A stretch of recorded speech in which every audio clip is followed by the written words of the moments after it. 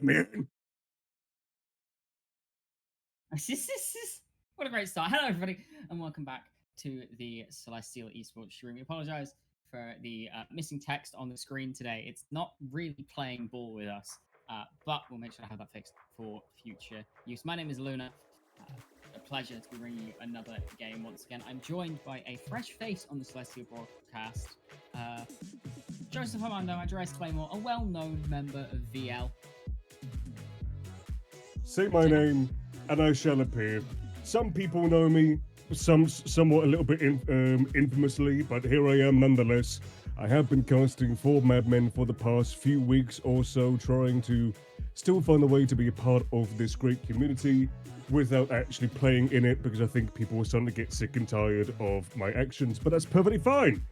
Here I am on Celestials for the very first time, and I am very excited to be here casting with you, Luna. It's going to be a very fun ride down in Division 4. Most certainly is. That is right. We are once again in Division 4. Celestial Vacuity taking on Frostbite Titans. Now, of course, for those of you who know myself, know Cliff and know Ghost, who are both on Vacuity, Frostbite is the organization we all came from. Current title holders of Division 4 champions are Frostbite Titans under the leadership of Cliff and Ghost. Last split, of course, Towie was there as well, who is on Light, our Division 3 team, who also play today. This is a battle to secure the highest seeding possible for both of these teams. For Celestial Vacuity, winning one match in this entire best of 3 secures them first place. For Titans, they have to not drop a game for a chance at second. We should be heading into draft here very, very shortly. And when we do get there, we'll start to see the makings of what this match can stand up to be. And it is always going to be a very interesting matchup when these two organizations meet. It very much will be, especially with the amount of experience that is currently on the side of Vacuity at this point in time. Pretty much everyone from Frostbite Titans being very new players to Valanth. This is most likely their first tournament as it is. So it's pretty much the old guard of Frostbite Titans versus the new guard. It's going to be a very interesting series to see. And this is as you said, simply placements for the top 3, no matter what happens. Neither of these teams are going to be able to get less than top 3. The final place team that is going to be in the playoffs will be happening sometime later on this week. I don't know exactly when. Wednesday, I believe. Wednesday, yeah. So the fact that Vacuity, all they need to do is just get one win is a very good sign of what this team has done throughout this group stage series so far. It has been very great to have a team that is more or less the favorite. But again, we have seen it many, many times where the first place team, whether they've gone unbeaten or only lost once throughout the whole group stage, there can always be issues that happen in the playoffs. So this is going to be a very good time to see if they are able to keep this momentum going into the playoffs. Most certainly is. As we get into draft, we see some of the bands starting to come through. It's also bears worth mentioning 21-0 series score across Celestial in VL. No team wants to be the first to drop a series. The pressure is on every single game day for every single one of our teams. Vacuity are feeling it just as much as the rest of us as we start to come to the end of first rotation bans. Renata, Kaiser, and Braum taken off the table by Frostbite Titans, matched by Wukong, Caitlyn, and Zyra for the side of Vacuity. A lot of bottom lane bans, and I can understand why they chose to ban the Braum if their first pick is this Misfortune. Braum probably one of the very few supports that can just outright neuter Misfortune past level 6. It does appear that the side of Titans are wanting to have a lot of bottom lane pressure since all 3 of their bans have been bot sides. Samira coming in against the Misfortune, this is one of those interactions where if the Misfortune can stay level with the Samira, it's going to be very, very hard for the Samira to be able to get anywhere in this game. Yeah, most certainly will. Of course, does block that bullet time with the blade well, which I think is the theory here for Akuya, the AD carry for Vacuity, trying to stop Fiasco from having the impact on this Misfortune. Of course, as you say, with the Brawn gone, you really do start to like options. The Amumu pickup for who I would assume is Ghost onto going to be matched by the Viego for Ryusei. There is still the opportunity that this Amumu can also go in the support, which does work very well with the Samira as well, with the amount of CC that the Amumu can bring. You make a good point. One that I didn't think of. The Rel going to be locked in for Relic Knight. So if this is Amumu support, you've suddenly just got a really good matchup for it, no less. As the Mel comes in on 3 for Ferragosto, a staple in VL mid laners across divisions, no less. One of Ferra's most comfortable champions. I don't remember the last time a Mel has actually won. At least with what I've seen, Mel is a very, very strong champion, but it is also one of those champions where like maybe the power that she has is somewhat overstated a little bit. I believe Vortex Reborn Chaos won with it in Division 3 last week, piloted by Mechary, another very big Mel player. We've got plenty of them across VL. There are usually 1 or 2 names that pop out for each division for this champion. The Asol Vigar bans just taking away some of those poor matchups for this Mel on the side of Vacuity. That Shen ban taken away from Cliff as well, really trying to limit the impact that Vacuity can have across the map. Titans, we'll see what their last ban is and what it is decided to be taken on for the side of Celestial.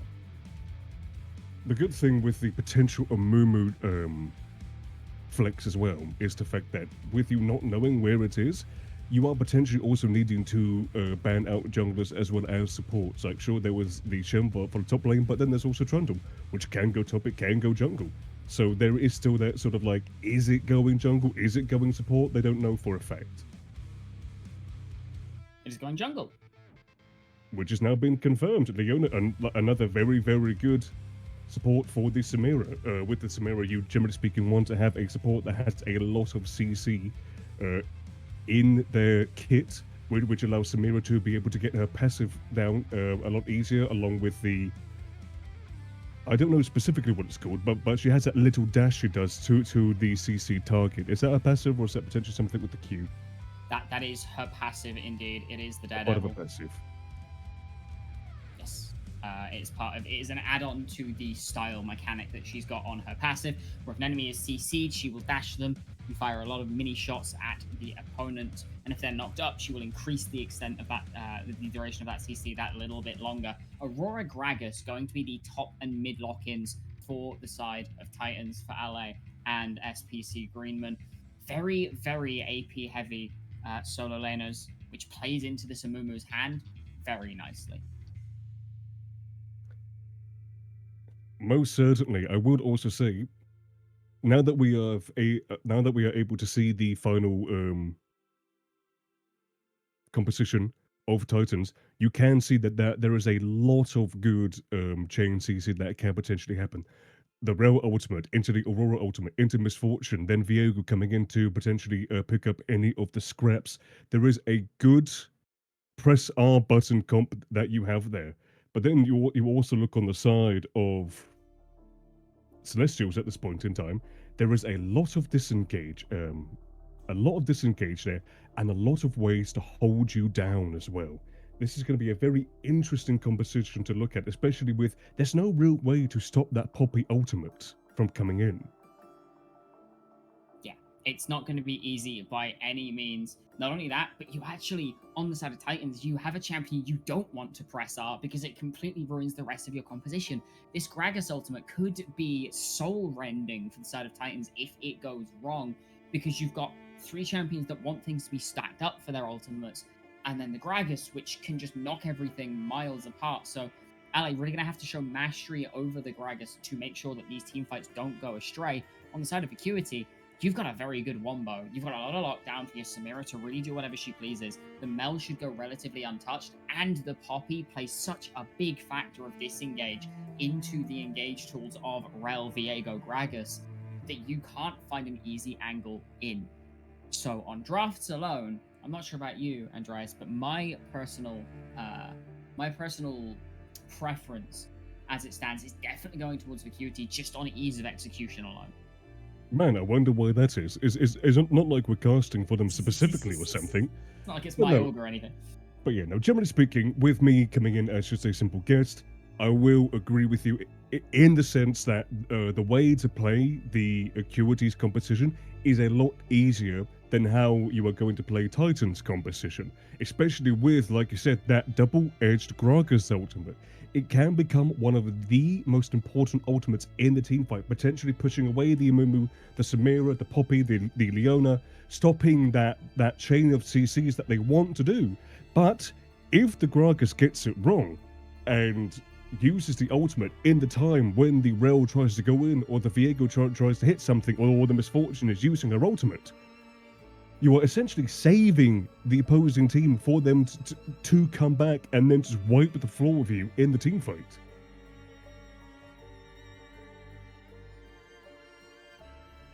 Yeah, absolutely the case. We've got about a minute until we get onto the Rift. What are the early game plans for both of these teams, do you think?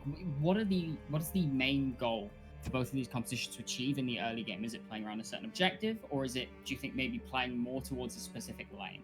With how aggressive you want this bot lane to be with the Samira and the Leona, I would not be surprised if the Mumu does come down to try and help this Samira get ahead, because when you have the CC of the Mumu and the Leona, whoever they go on, they're not moving for a good while, which then just allows Samira to be able to get her combos down, potentially get the kill, and can also get out with the E as well if it comes down to that.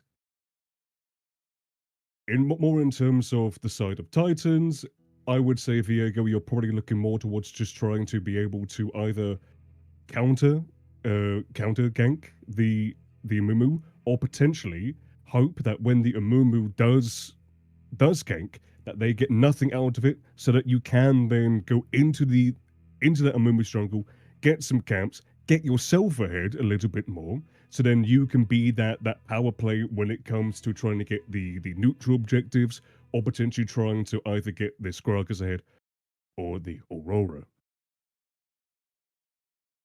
Yeah, definitely solid guesses as to the plans for both of these teams. As we are now into the loading screen, we'll be on the Rift very, very shortly.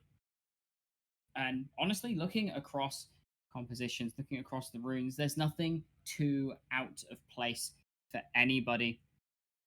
Interesting. I'm very interested to see how this early bot lane goes, as you say. The Samira really wanting to get a lead, and Piker and Ikuya really, really known for being able to put the boot in the 2v2 across the split so far. So it's going to be very interesting to see if they can make this Samira work. Just waiting for the game to load in. I will say, as someone who has been on both sides of the Misfortune and Samira matchup, as long as the Misfortune can play patiently, can be smart with the with her Qs, be able to get that first strike proc time and time again, even just hitting the first strike proc numerous times, only Samira or the Leona can potentially be enough mental warfare for you to win the fights. Especially once you do get the Serrated Dirk, potentially an item, the amount of damage that the crit Q can do on that second bounce, a lot of people do disrespect. They just don't see it coming. Oh no. Oh no. We might be having spectator issues, ladies and gentlemen. Not again. This is not a first for Riot Games, and it certainly won't be a last.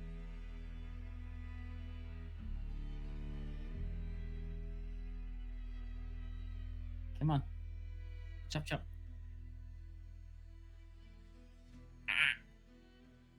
The voices in our head is telling us stuff. But Okay, I'm back in the loading screen. hopefully we Paused. are able to actually watch this match and not just see these lovely depictions of these characters in these portraits. Rage. I'm not a massive fan of that Samira skin, to be honest. No. I don't understand why it's an ultimate. There is not enough to it to become an ultimate. Although most ultimate, We're yeah, in. Let's yeah. go. Are we? Yay!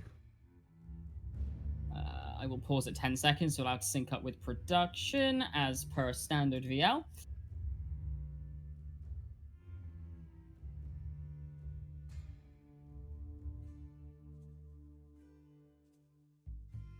And hope that the producer can load in. Okie dokie, on your count, we can start.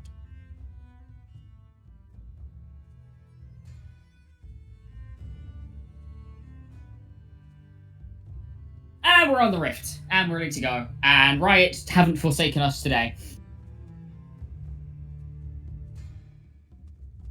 Yet. Definitely still time. As it looks like standard cover for both of these teams in the early stages. Exactly what you would come to expect in VL. Really, really bog standard, just 5 point. Yeah, it's the safest thing to do. You know exactly what the enemy are potentially going to try and do if they do potentially try and do any sort of invade to try and get vision or something along those lines. I will say that the screen that I'm seeing right now is very, very choppy. It's I'll go ahead jumping and in terms restart of it. yeah. Yeah, that should fix that. Yes, better. Brilliant. Thank you very much. You are most welcome. It does seem like both of the junglers are going to be starting on the same side, so it seems that there is a very big potential that both of these junglers are going to try and ensure that their bottom side are either going to get ahead or potentially just ensure that they stay even. Yeah, likely on the latter side of that for the side of Titans and the former for the side of Vacuity. Rush control coming in for Titans very early on. Just see a little bit of late cover from Pykia there, trying to make sure that there's no late invade coming in. Look across the board. I think we're going to see a very, very slow early game. And the matched pathing means the earliest fight we'll see is a meeting on the scuttle. Yeah, and even then, I doubt there's really going to be any sort of fight that happens because of it. Potentially, there is going to be some small skirmish, but if we do see a kill, it will be very nice to see. I don't think anyone wants to watch League of Legends in hopes to see 15 minutes of just not really much happening other than CSing. No. But No, both of these, yeah, most riveting. yeah, both of these top laners are at about half HP though. They have been sort of slapping each other in the face whenever they can. Which actually benefits Cliff because of the grasp. There's not really much that LA can get off of it. Well, that is some nice damage on that, on the mid lane as well, being able to get all of the combination. Cliff at about a quarter HP at this point in time, but the Gragas does not have much more mana to play with. No, definitely known for being a bit of a mana-hungry champion is Gragas. Really not the nicest to try and box within the early stages, both as the opponent and as the Gragas. We see yet more solid poke coming out in the mid lane for SPC Greenman. And we are seeing the we are seeing the Misfortune able to get some of that first strike Q poke, like I said, that she was hopefully wanting to do. Potentially even going to go the lethality build at this point. You know, when you have the Mel and the Samira, like, you know, Misfortune is not one of those champions which you think about when you think of tank killers. Even when Misfortune does go, as we do see a little bit of a scuffle in the in the river, but Deadly Ghost being able to get that scuttle grab and being able to leave without much of an issue. But as I said, Misfortune, generally speaking, not one of those champions you think of when you do think of tank shredders. She does have a lot of good burst damage, hence the reason why whenever I played Misfortune, I always did prefer that lethality build. Because even if I am going to die very, very quickly, very early, if I can at least get rid of 2 of the squishies, then my job's done. And most certainly, as we see Ghost secure that Scuttle Crab in the top side and get out with his life. Just a bit more trading in the bot side as well. Flash burnt from Relic Knight. Absolutely no summoner used on the side of Vacuity. So definitely coming off on the better end of that. So of course, that Hex Flash is there for them. He's got Farah's TP in the mid lane is blown as well. Cliff's in the top lane. Keeping map pressure is imperative, especially when there's been so much fist fighting between the junglers in the early stages.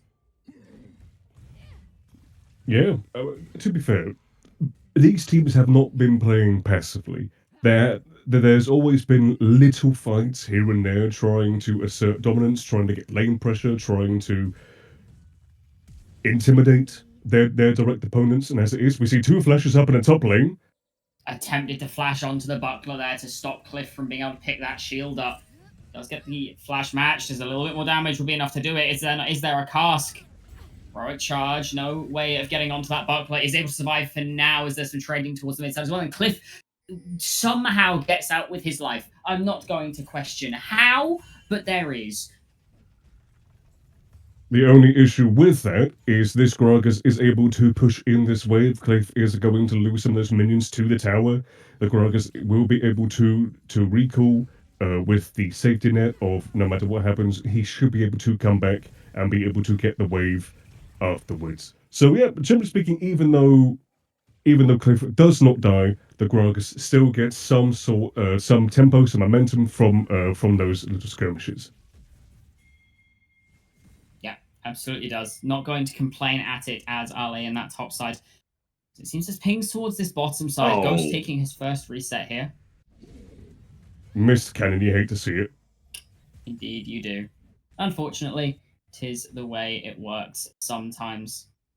Level lead in this top side thanks to holding that TP earlier. Ali able to get back to lane very, very quickly after crashing that last wave.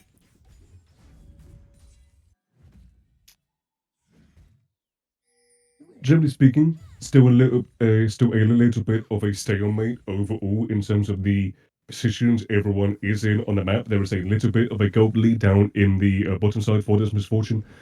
Also, let's not forget to mention the first right gold that she is getting, able to get some poke with it.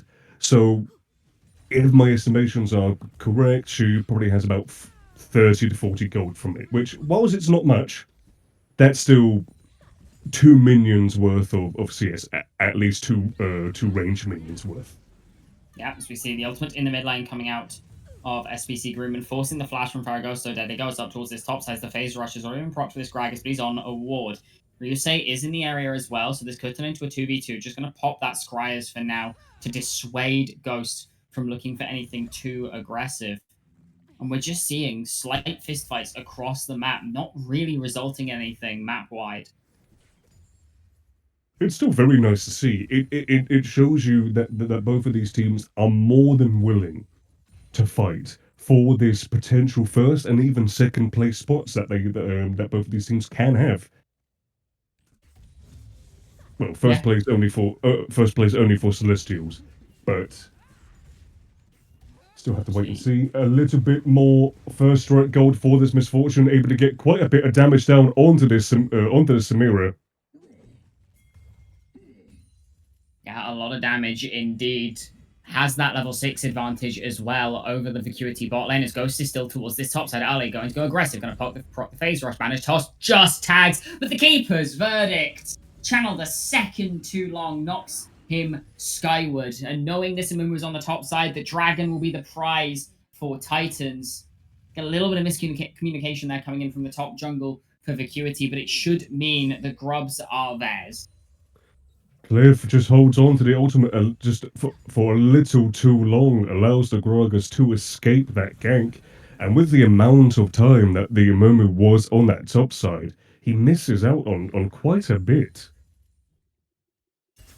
Yeah, certainly not ideal as we see Relic Knights actually towards this top side. All 3 grubs will be picked up as they're going to use this Gragas as a way out. Kasamo tags quite nicely, but in comes Relic Knight, finds both with the crash down, but the first blood goes across to Cliff. Going to try and flash away, but not going to get there, but a beautiful root coming in from Ferragosto as Cliff tries to tank everybody up. The Heartbreaker finds a double kill for Ryusei, and Fer is now running for the hills. Stolen away, heroic charge into another Heartbreaker. Unfortunately, the Golden Eclipse is not enough to blot out the light of Titan's first fight. Feat of Warfare completed and 3 kills going across.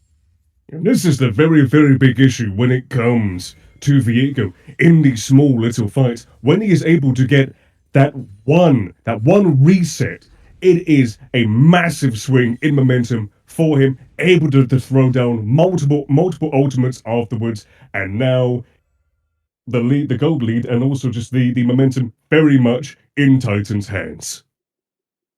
Certainly is. Only thinking about 1,000 gold lead, but that can mean a lot in these early stages already. That Trinity Force completed for Ryusei is so important in future skirmishes in which this Viego is involved. It's going to be so difficult to ensure he doesn't get that first reset while your tanks are not very tanky. Of course, getting no gold onto Ferragosto there either, very, very awkward for the side of Vacuity, because unless this Samira starts snowballing, you're looking at a long time scaling. Zakuya going to go aggressive on towards Fiasco here. Going to get the style up a little bit, knowing he's got support from his team in the Tri-Brush, but he's just not fast enough. Yep, the ward being able to catch out the Mimu that was coming down, so the bottom side, the Misfortune and the Rail were able to get out with that information, not over pressuring, not over forcing, understanding their limits so that they do not give away any silly deaths, any easy gold for Celestials. Yeah, finding themselves in a very comfortable position at present. You can see pings coming down on towards this mid lane. They want to find an angle onto this Mel. Does have that teleport available, so could just look for the reset. Doesn't quite find the route. Ryusei hanging in the wings, ready, waiting. Ale's here as well. Goes over the wall, finds the explosive cast, knocks Mel into the middle of all 3. Farah's gone with the wind as Greenman's on the boards. A very, very good gank from the side of Titans. The Grog is literally coming from behind off the Mel. I don't know if the Mel had the W ready or not. But either way, very, very well executed. That is another kill for Titans. But can they potentially get something? That's a lot of damage coming down on Ryusei, actually. The Kasasamo, he cancels the bullet time immediately, but the other 2 members have arrived. In comes the crash down, finds the stun onto 2, as Greenman picks up a second. Ghost can do nothing but run and will drop to the Ignite from Relic Knight. It's a good punish, but it's an overplayed hand with so little tempo at their advantage. You could see the kill in Paikea's eyes, and Ghost just did not want it. Well, that's the very, very big issue when you try and do something like that, when you haven't got any sort of damage around you. Sure, you get the kill on the Viego, but you're just an Amumu and the Leona, both having used your ultimate, both having used your CC. You have no one else around you. Once you get that, you need to leave. Most certainly do. Of course, not able to get out quite quick enough. The small solace being that no kill went onto this Misfortune, but this Aurora and this Viego, both incredibly strong in their own right. 6 stacks on a Dark Seal for SPC Greenman here. Ikuya stopping the back from the rail, very, very smart. It makes it so the backs for both of these bot laners are now a little bit hitched. Dragon up in 20 seconds. See, both junglers are towards the top side at present, so it will not be done on spawn. Now, even if Misfortune did not get those kills there, she still got the assists. She still has that first item now, but we do see a little something here from the top. It's a good attempt. It's such a good attempt. A wonderful flash from Cliff to get the heroic charge backwards onto Ale. The bandage toss lands when he flashes away, but the explosive cask is just enough to disengage the fight entirely. A masterclass in why ganking Gragas is so difficult so much of the time.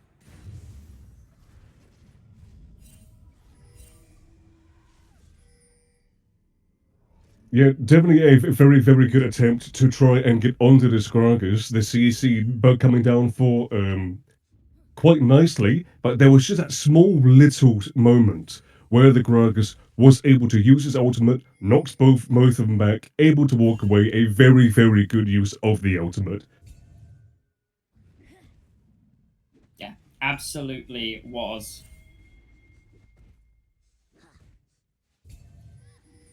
We see the dragon started up by the side. Celestial Vacuity. Ryusei is here, as is Greenman. Soulflare comes down, but does not tag with the Zenith Blade. Root does, though, and Greenman is trying to run from the fight.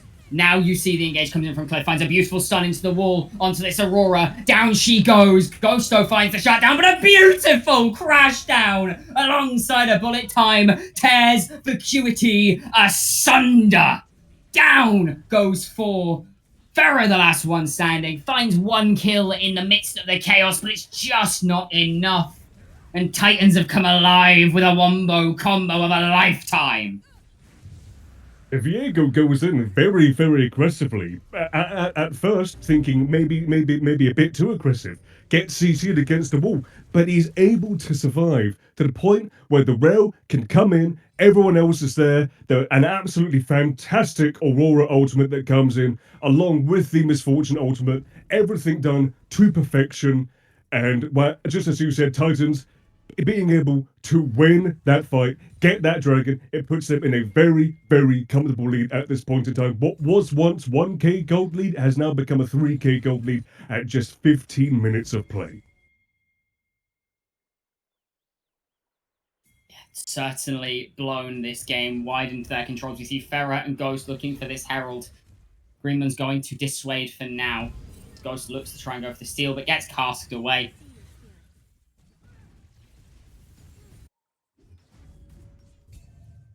Celestials did have a very good attempt at trying to get that fight into their advantage.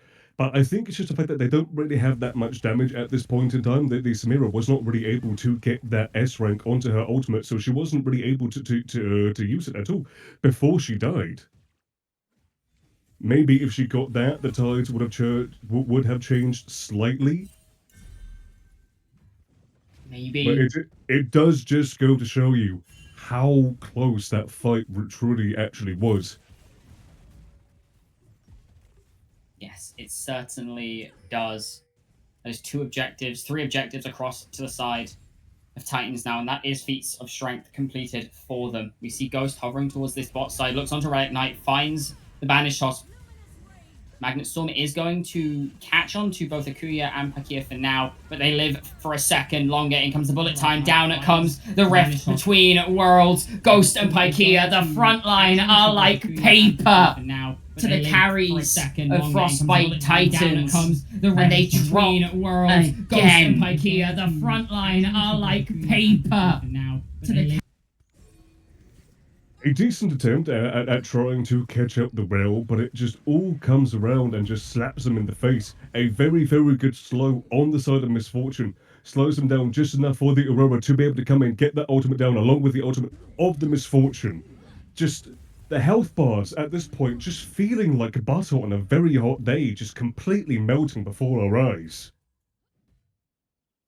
Yeah, serious struggle coming in for Vacuity at this point. Now 5,000 gold down. This is not the fight we expected coming into this game. We said we preferred the Titans draft or the Vacuity draft just that little bit more on ease of execution. But Titans are proving that there is nothing difficult about tearing a team down a peg, doing so beautifully. But I also think that this is simply the case of Titans picking their fights very, very smart. Every single time that we have seen these fight, it hasn't truly been a complete 5v5. It's always been a 4v4 or a 3v4, as we do see this Misfortune potentially being caught out. Certainly do. Will drop in the end. Shutdown goes across to Deadly Ghost.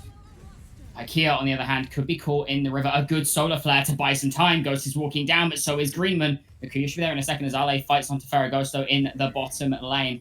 Looks like that mid-fight will just be kept for now as Farah. One more hit will do it. Ale finds the solo kill in the bottom side. This Gragas, absolutely terrifying.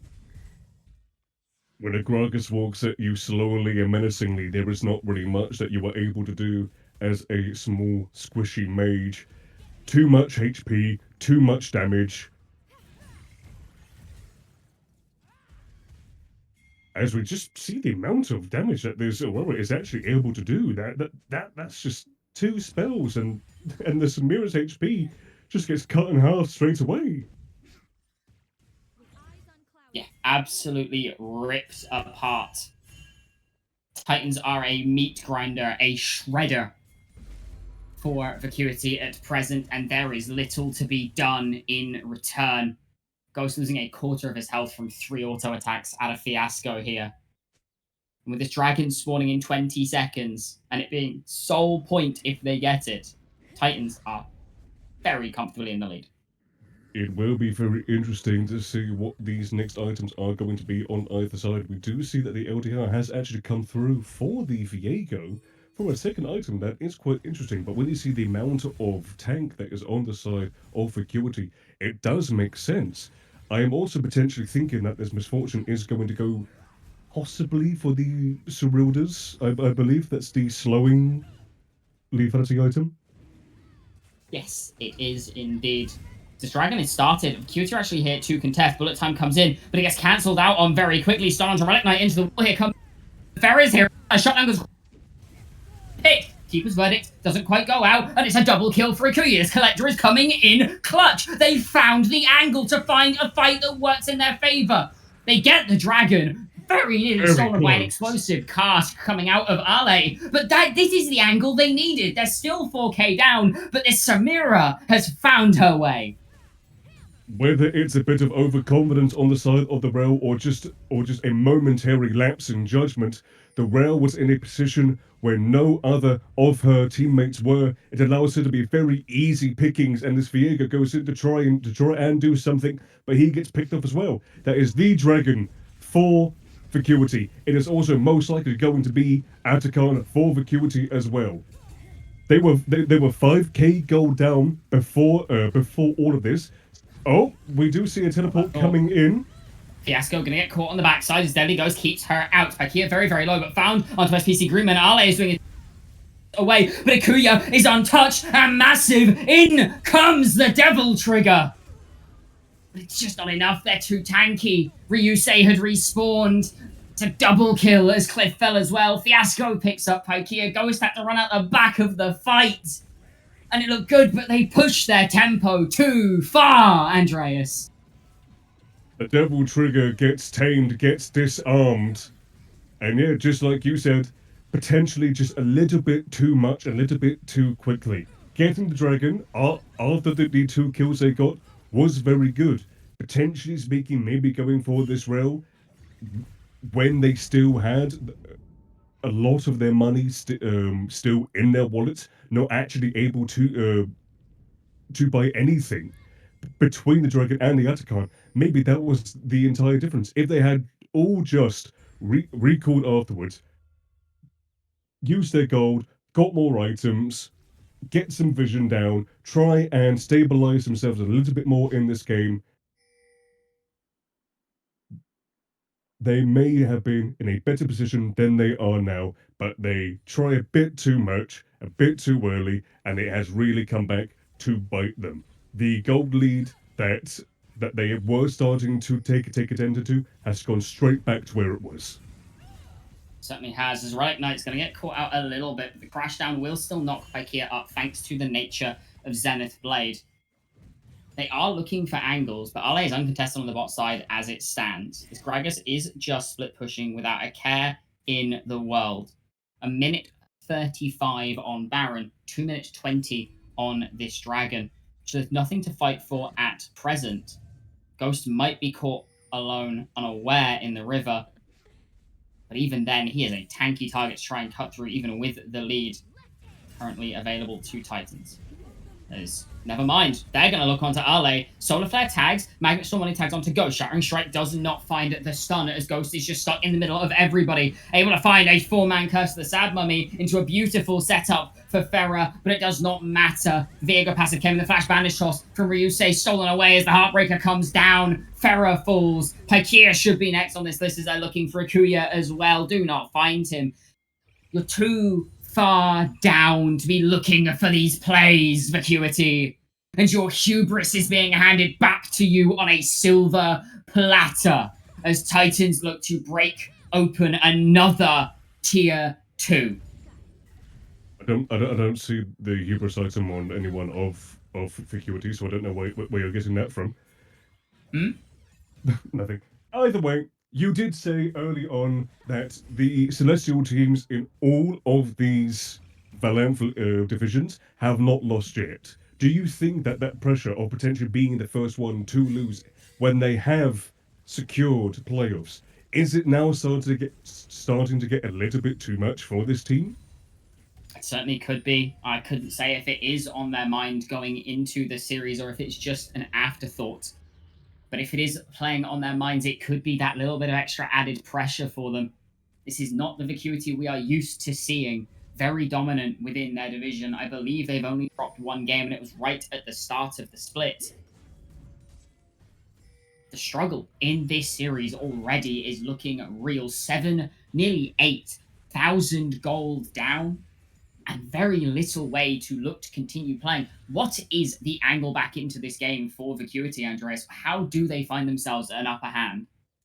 You really have to think about the composition that you have and the fights that have happened already in this game. So many of the fights have not been 5v5. A lot of the fights have been, hey, we have found you 3v3 with our good champions, or hey, we have this man advantage here, so we're going to abuse it.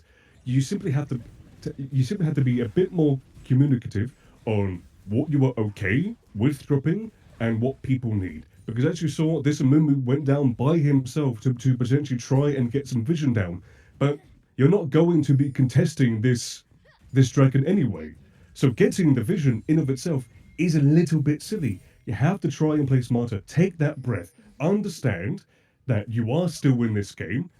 The Nexus has not exploded. You just need to slow things down. Try and get the third items on your carries. Try and get a little bit more tanky, or try and find the potential picks when the side of Titans do get a little bit too overconfident with their positioning.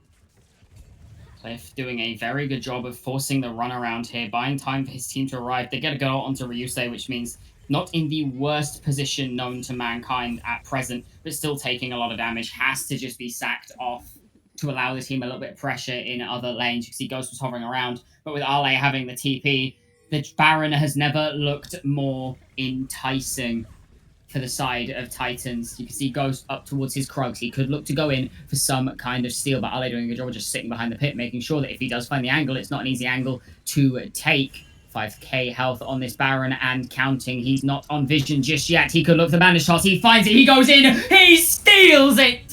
He's gonna die for his sins, but he gets the objective for Vacuity, and that might just be the piece of driftwood in the sea they needed to stay afloat, Andreas. Very, very good steal. Finding that time to be able to do so. No one actually using any scanners to find that ward inside of the Baron pit. Maybe getting, like I said, just a little bit too overconfident, saying, hey, we have this in the bag. We don't need to do much of anything. We have Gragas up there, so if the Amumu does come down, we'll be able to see him anyway. But the Gragas was not in the prime position to be able to see the Amumu come down from the top side. No, not in the position at all, as you say.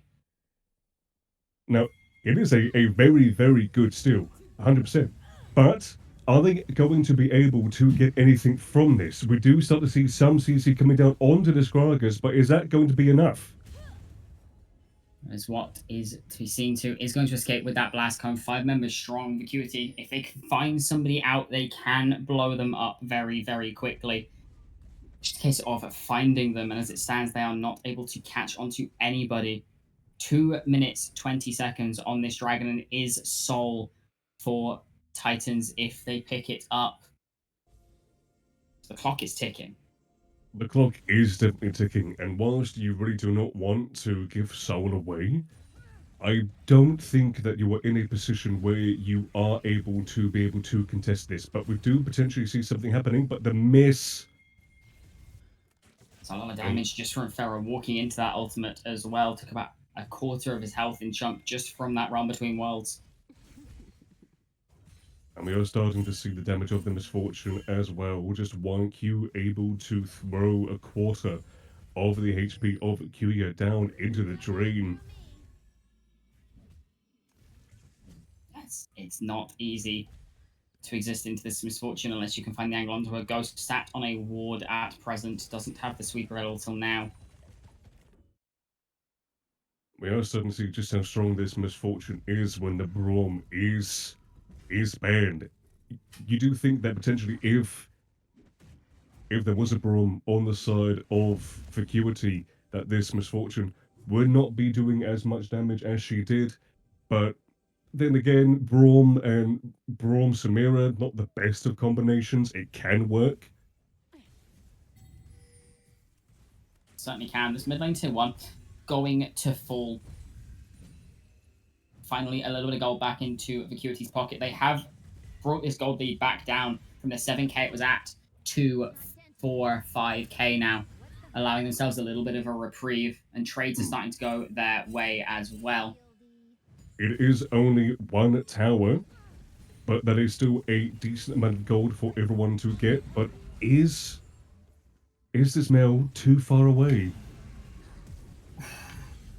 Farah going to drop a good Cursed Mummy from Deadly Ghost, allows the rest of Vacuity to find onto Ale.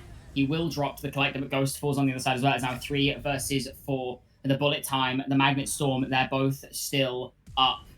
This is not an easy fight to take. Flash forward from Yusei, looking onto Akuya. Heartbreaker comes in. There's a lot of damage coming down, but the immediate CC will find Akuya. And with Piker being the only member left standing, all she can do, is run back to the stands. Vacuity were able to get that turret, but then Mel just stays a bit too far forward after that is done. It makes it so that the side of Titans are able to catch her out, to kill her. It means that the fight going forward, you're missing one of your bigger damage dealers on the side of Vacuity. And even then, the Amumu goes in, stuns 3 people, but then the rest of his team are fighting the Gragas.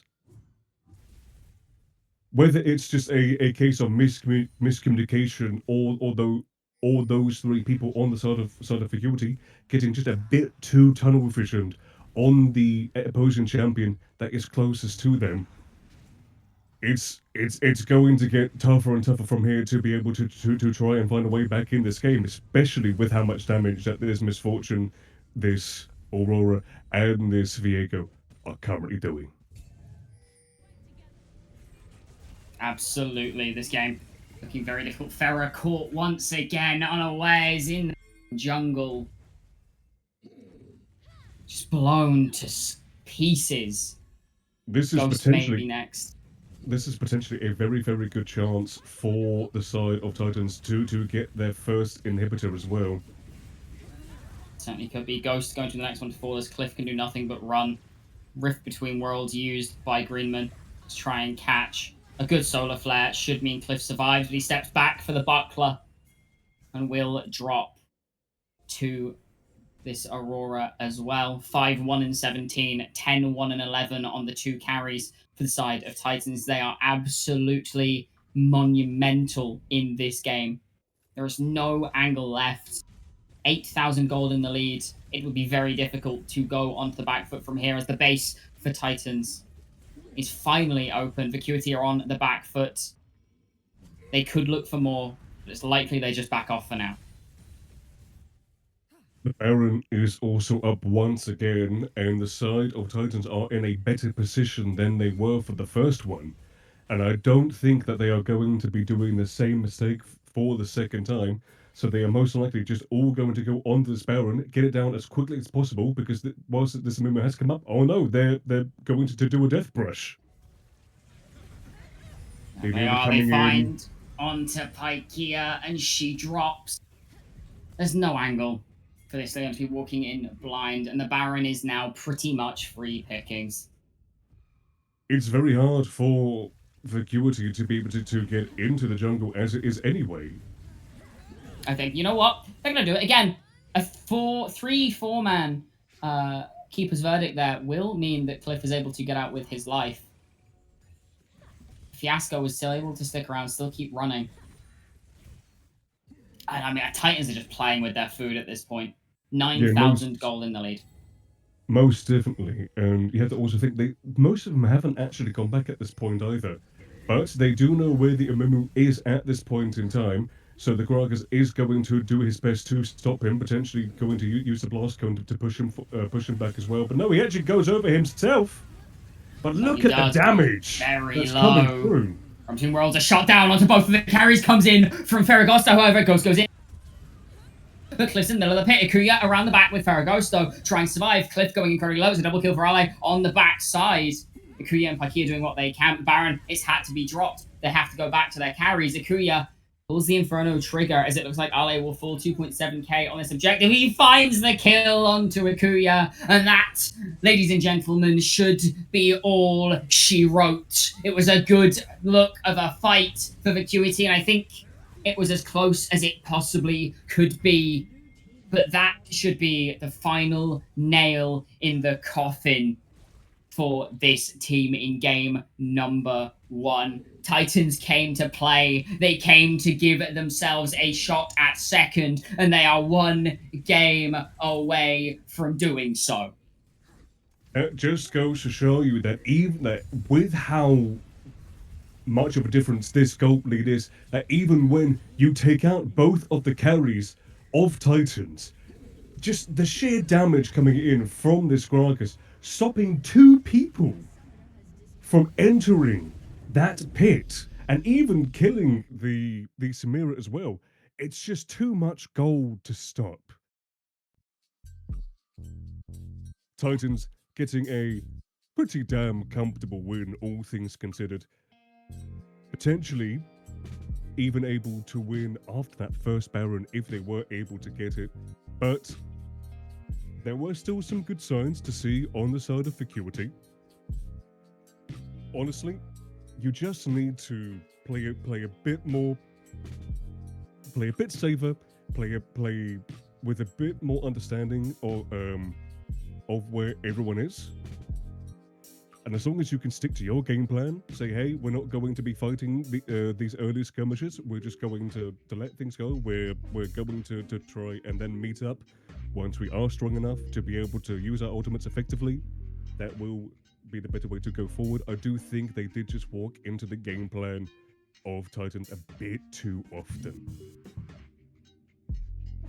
Yeah, certainly could have done. Now, we're going to throw to a very quick break. When we come back, we will have game number 2 ready for you, and we'll see if the win streak and Vacuity's hopes of securing first fall. Don't go anywhere because you don't want to miss it.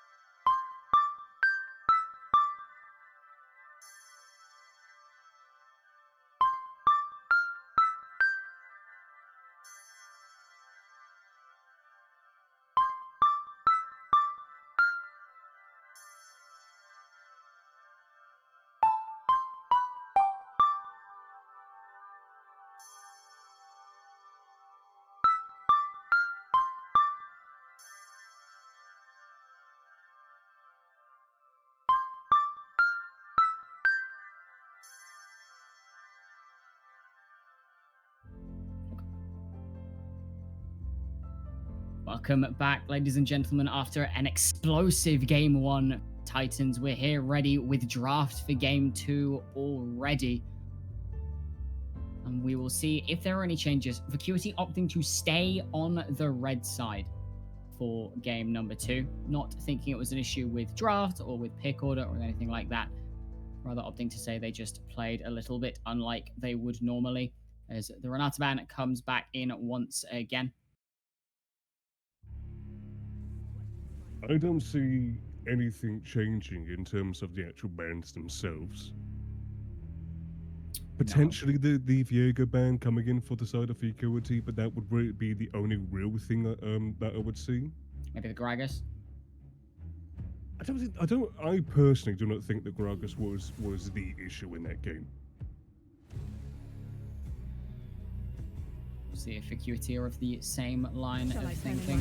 Caitlyn going to be the next ban. So far, identical to game number 1. The Braum ban was the third ban coming out of Titans in the last game. We'll see if that stays consistent. I do think it does depend on if they want to play the Misfortune again, and with how effective it was in the first game. I personally would want to go it, and they do ban it, so there is still a chance that they can ban the Misfortune, which they indeed actually do. So we are going to be seeing a brand new ADC on the side of Titans. That we will.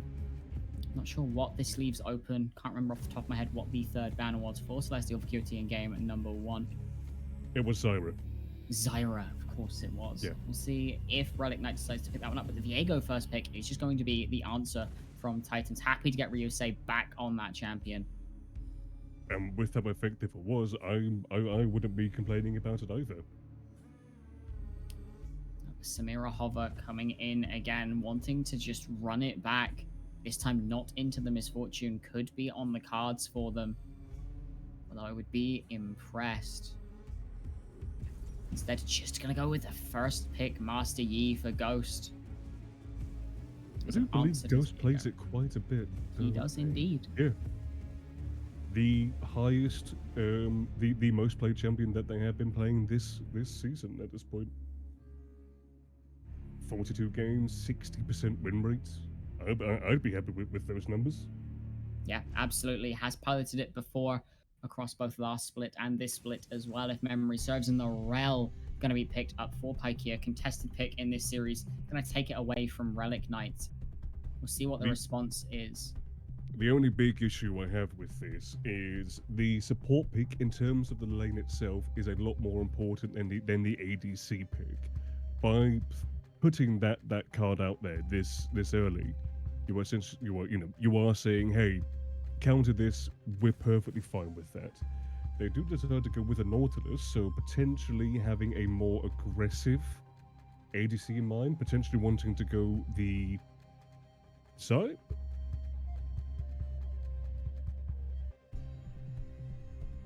Don't talk about hovers. We'll wait and see what gets locked in. Wait and see. I mean, in terms of Nautilus, yeah, the Samira is very good, Tristana is very good, Varus most certainly can be good, and they do decide to go with the Tristana. So actually going for a very different bot lane than they had the last time. You know, the last bot lane they had was like, we're going to see how things feel for a bit, try to ensure that we stay even. This bot lane, the Nautilus and the Tristana, is a very aggressive bot lane. They are going to be in your face as soon as they can be. Certainly is. That Siva going to be the response.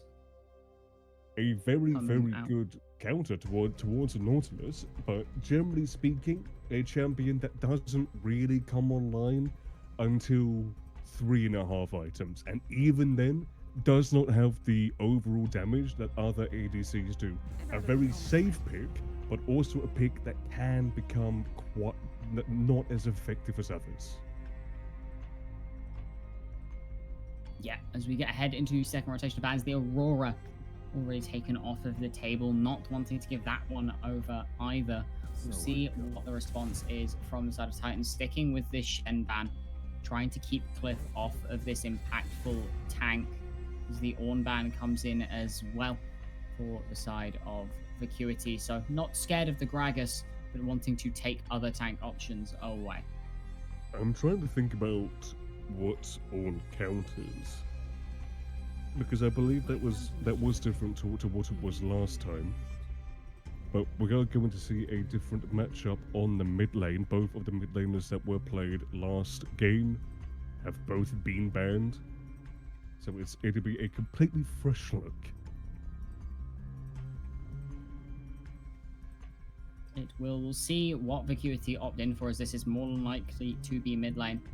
It is going to be Ferrez A-Sol, so hyper scaling on three of your picks so far. Cliff has to pick up a bridge here, otherwise this gets awkward very quickly. Yeah, it's potentially a bit too much scaling. I can understand having a scaling in mid audible and then having a more early orientated one. With this sort of comp that we are seeing right now, you are going to want to essentially give up everything in the early side of the game because you are just not going to have the damage for any of it. That you will not. We see the Cho'Gath Vigar locked in on the other side, so matching scaling in the mid lane and just taking a very solid scaling tank on the top side. The Trundle was left open this time though, so we'll see if Cliff wants to opt towards that. Of course, there are a lot of options available. Will just be the Dr. Mundo. The Push, doctor push, is in the push. house. Now, Vacuity, arguably in a much more difficult to fight position than game number one. We'll see if that makes a massive difference for them, or if they are just going to start to struggle from the get-go.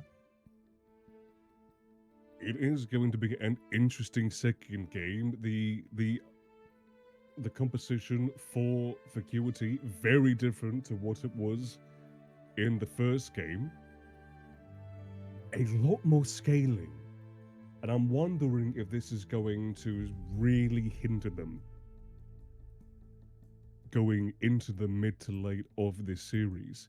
Because when you have the Viego and the Tristana, two champions that are very, very good early and late as well, and then you have the Veigar that can scale up to the power that they have, it's going to be a real issue to deal with. However, Sivir Ultimate with Dr. Mundo and Master Yi is going to be very, very tough to deal with as well. If the Mundo is able to get tanky enough, get that heart steal, get to 4,000, possibly even 5,000 HP, and just walk towards the Tristana, the Veigar, with the help of that Sivir Ultimate, it's a massive issue to deal with directly in the face of Titans. It most certainly will be. Now, we had a bit of a discussion before the game in game one as to what we thought of each of the comps in terms of what they plan to do. And you've already said that you kind of worry there's too much scaling for the side of Vacuity, right? Mm-hmm. That being said, that leads to the opportunity of a snowball to be catastrophic for the side of Titans. If one of these scalers gets a lead, it suddenly becomes much, much harder to continue it outwards from that point onwards. So, out of curiosity, are you looking at these drafts and thinking this should be Titans in 2? Or do you think there is an angle, based on what we saw in game 1, for Vacuity to really start to pull a lead? If Titans can play the early game effectively, they can stop the scaling effectively. If Vacuity can play patient, give up some objectives, understand that most fights, most skirmishes and team fights that are there in the first 25 minutes, they have no way of winning. As long as they can play respectful, as long as they can keep... what was I trying to say? Take your time. We have the timer to burn out, so you can take a second to compose your thoughts and come back to us. Oops, give me a second. No rush. 30 seconds out of games now, folks. We'll have a look at the title, the loading cards when we get in. See if there's any interesting rune setups or anything of the like. Please do keep us updated on the audio issues we experienced in game number one. We think we have fixed them. Oh yeah, sorry, Can't make there's any just a bit of promises. audio issues on my side. All good? It's been fixed. But yeah, just as long as Vacuity can play safe, play respectful, understand that they need to get 3 items on both the Aurelion Soul and the Saber, potentially even 3 items on the Master Yi, then they should be good to go from that point onward. But if Titans can keep that pressure on, it's going to be real tough for Vacuity to be able to do anything. But the great thing about Division 4 in Valanth is that none of these teams are going to play perfectly. That's the great thing about Valorant League in general. Yes, I don't think any of the teams play perfectly in any of the divisions. because even No, pro players are prone to make mistakes. they are. No particularly wacky rune setups coming into this game. We may get hit with the same issue as we did in game number one, ladies. So please do bear with us. Never mind. I'm in and on the rift. I'm going to pause at 10 seconds. Never mind. Oh, no, we're good. I'm going to pause at 10 seconds to match up with our producer as soon as the game works with me. I will say, as you're doing that, another issue that I do see on the side of Vacuity is that they don't really have much ways to disengage. They do have the Silver Ultimate, but that's it. Ooh, hang on, I think it broke. I don't know if I can let it sync up. I'm going to pause at 10 just to be safe because I think I unpaused it accidentally.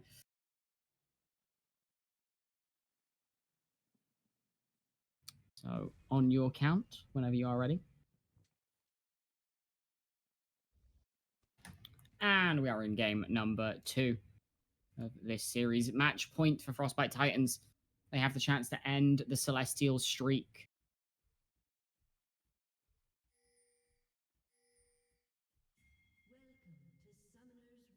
It looks like we could be seeing an early invade come out in towards this bot side from the side of Titans. Yeah, they have the means to do so. They have a lot of good CC with the Nautilus and the Viego as well. A lot of good damage coming in from the Tristana and the Veigar at the early points. Veigar not so much, but if Tristana can get the full stacks on her bomb, that is a massive amount of damage, even in this early stage of the game. So they're going for the late invade angles. We see a ward going down in towards the enemy Raptors. And pings coming down as this Tri Brush Mhm. was warded. But it's just going to be a Vacuity, trade of vision for now. Vacuity will see it. Ryusei actually hanging around here.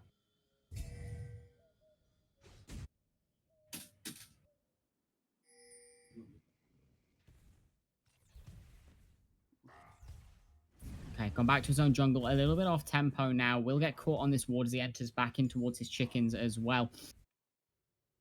Not allowing too much room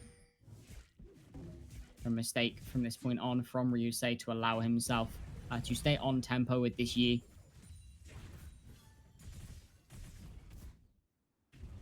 I don't know too much about the about jungle clearing and that sort of stuff. I don't know which champions are the fastest or the slowest, but with both of these champions being, very high damaging AD champs, I presume that they are going to have more or less around the same sort of clear times. Yeah, the delay on the clear is going to mean that he's a little bit behind Ghost, but only by a couple of seconds. About as long as it took him to walk back to his chickens. I still doubt there's going to be much in terms of ganks this game. There really isn't much that both junglers are able to do, especially the Master Yi early on. The Yi not having any sort of the movement speed buff that he gets when he ults. The Viego Yeah. potentially will be able to get something on the mid lane if the Veigar can get the cage around the Aurelion Soul. that's really going to be the only area because, you know, the Sivir has a spell shield. The Rel will be able to jump away quite easily, and then the Mundo, who is just dead. Very good knowledge of damage coming out from Ale there. The flash forwards on the Rupture, really allowing that damage to come down from the Vorpal's spikes. Finds that first blood onto Cliff. Of course, Mundo, not a laning champion. I mean, even then, that is still very, very surprising to see just how quickly that Cho'Gath was able to just whittle down the health of the Mundo. Yeah, Dr. absolutely. Dr. Mundo does not need patience if he himself needs to be saved. Certainly doesn't seem like anybody is lining up.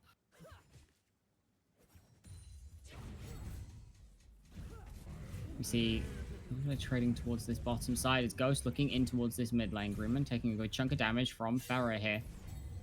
Really showing just how much damage Nasoka do early. Flash forwards, down goes the kill to Pharah. That is very, very good. That is going to allow the Aurelian Soul to get some more early stacks, able to get the gold to be able to get to the scaling point a bit quicker, a bit easier. I will say that the Halo Plague's Cho'Gath is very, very good. We do see the level 6 Master Yi coming down in the bot lane as well. Not quite level 6. Does force the flash out of Relic Knight, however. So we see a much more proactive early game coming out for the side of Vacuity in this second game. Ghost already having so much impact so far. I do apologize. I just saw the Master Yi change how he walked, and I thought, oh, must have altered.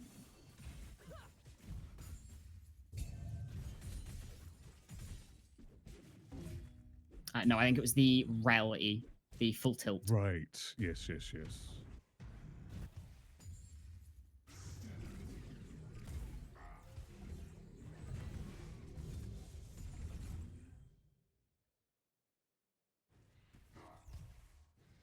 Either way, game pretty much at a stalemate at this point in time. 1 kill each.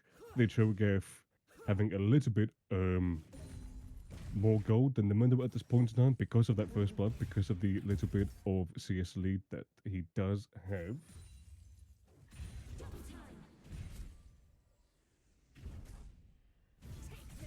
I'm just trying to look at that top turret as well on the red side. He's sitting at 5 plates still. Still sitting at 5 plates, okay. I can't read that number very well.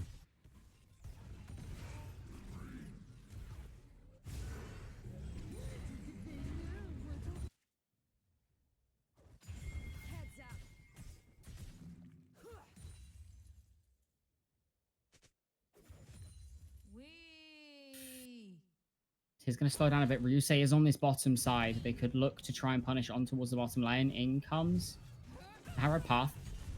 Ryusei does get stunned up. Crash down will land, taking a lot of damage to the Civil already. Ignite goes down, forced to flash away.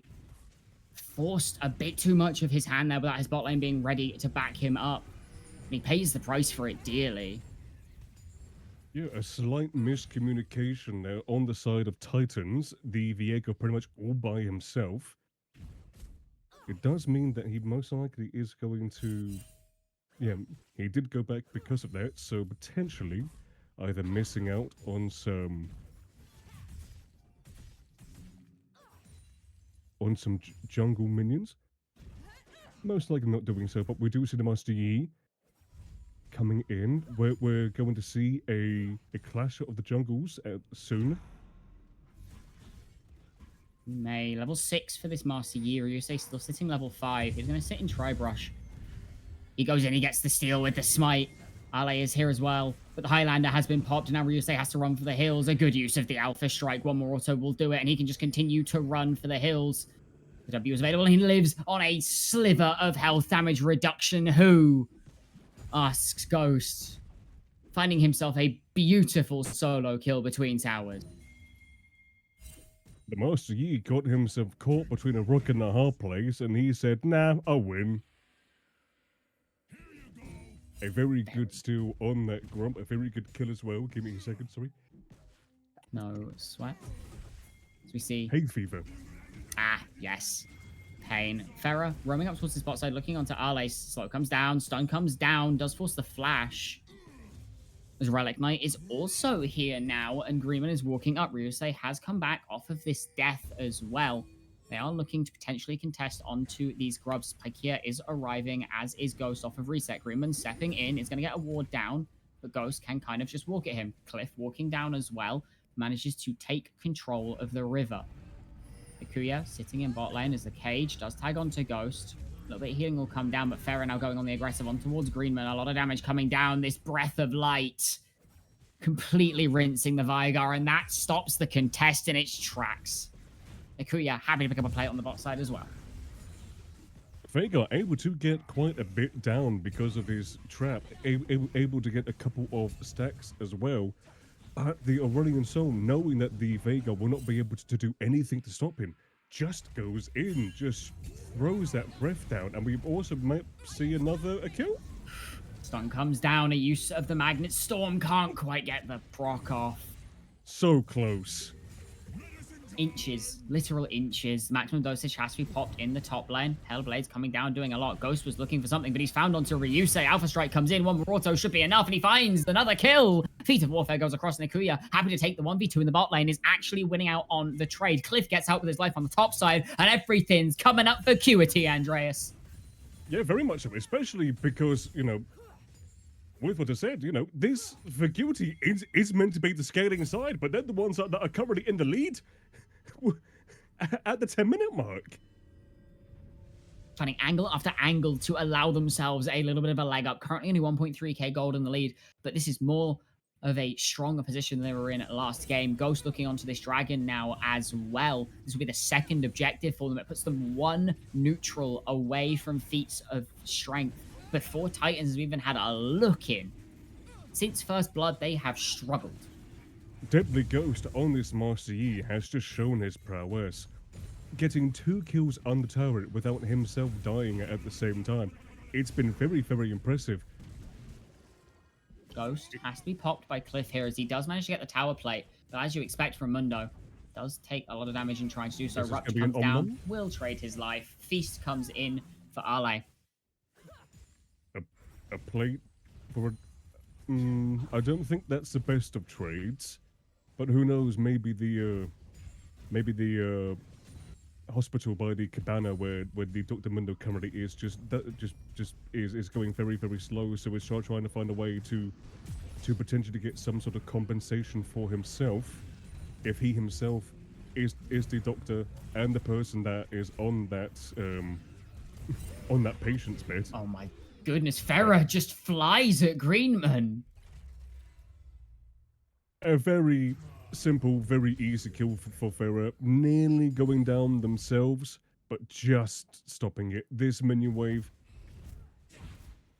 going back to neutral. A very good place for the Aurelion Soul. How much stacks are both of these mid laners currently on? Farah sitting on 93. SPC Greenman also on 93. They're matching each other quite effectively, actually. Quite surprising, to be honest. Yeah. So you remember how last game we said that Ale was showing mastery of champion? I think the entirety of Vacuity are showing champion mastery in this game. Even this bot lane, winning out in the isolated 2v2 against Fiasco and Relic Knight, really showing that they understand their champions at a fundamental level to ensure that they aren't falling behind. Yeah, I will say that the early poke damage that the Sivir can dish out is very, very good, especially if you can get both the hits when Sivir's weapon, what is it, the boomerang? But we are seeing a little fight happening up on top. Will just be another kill going into Deadly Ghost's pocket. More than happy to take that one. Cliff probably secures the kill on his own, but Ghost there just to make sure it works in their favor. Now looking towards this mid lane as Farah was looking for potentially an angle on towards the bottom side. Doesn't have that Highlander, but Farah is here. The slow comes down, and the Breath of Light will secure that one. It is just a massacre from top to bot. for the side of Vacuity. Well, top to mid, if we're Wow, being realistic. this is true. But yeah, But no, very uninteractive. yeah. But once again, Ghost just doing exactly what he needs to do. And sure, Cliff may have gotten that kill by himself, but potentially allowing the Master Yi to get it so the Master Yi can get stronger and stronger. I mean, we're just seeing just how annoying this Master Yi is currently being at this point in time. A Flash needing to come out from Relic Knight to get himself to safety. And yeah, 13, nearly 14 minutes in, we're looking at a good, 3,000 gold lead at this point in time. Yeah, really, really coming in nicely for them. I would wager that the plates in fact, it's not even the plates. The plates are in favor of Vacuity. I expected this lead to be a little bit bigger.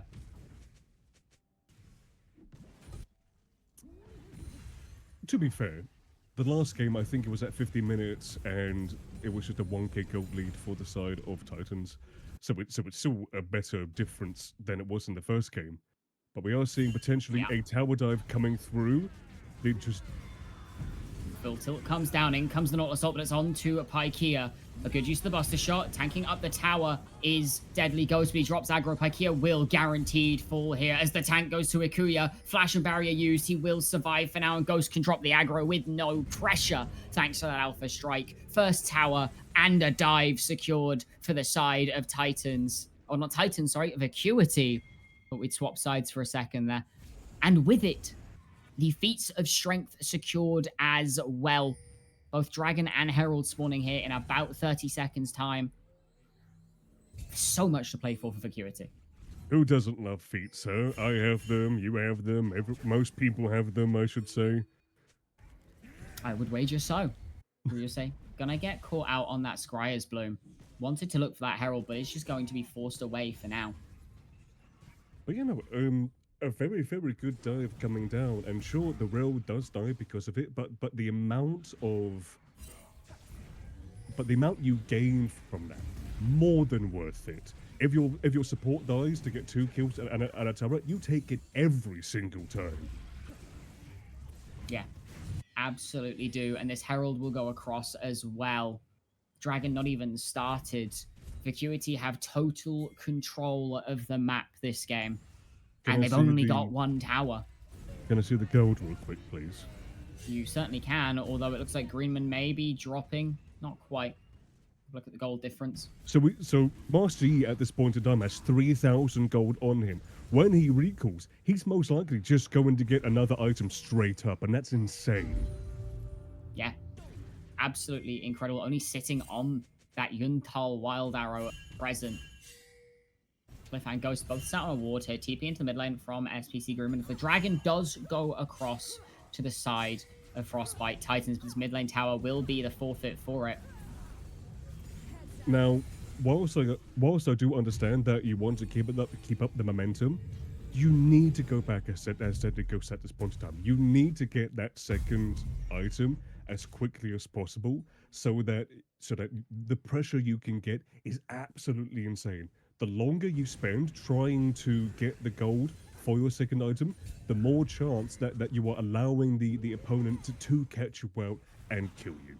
But it does seem that Ghost is most likely just going to get this scuttle and potentially go back. But and I hope he stops there, because if he carries on, it's just going to be more of a hindrance to his team than anything else. Is indeed looking for that reset, as you say. Picks up the full Infinity Edge on second item. This Master Yi is now a massive threat on this map. 2 items completed, 50% crit. With so much attack speed innately as a champion, you can only hope that he doesn't get the chance to hit you more than once. If Titans cannot CC this Master Yi is going to cut through all of them like they weren't even there to begin with. They need to try and find a way to stop this Master Yi. But the thing is, the Master Yi is not the only person that's ahead. This Aurelian Soul, 3 kills, nearly 2 items as well.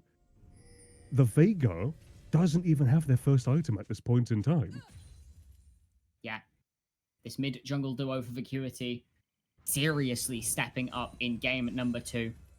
They saw what happened in game number 1.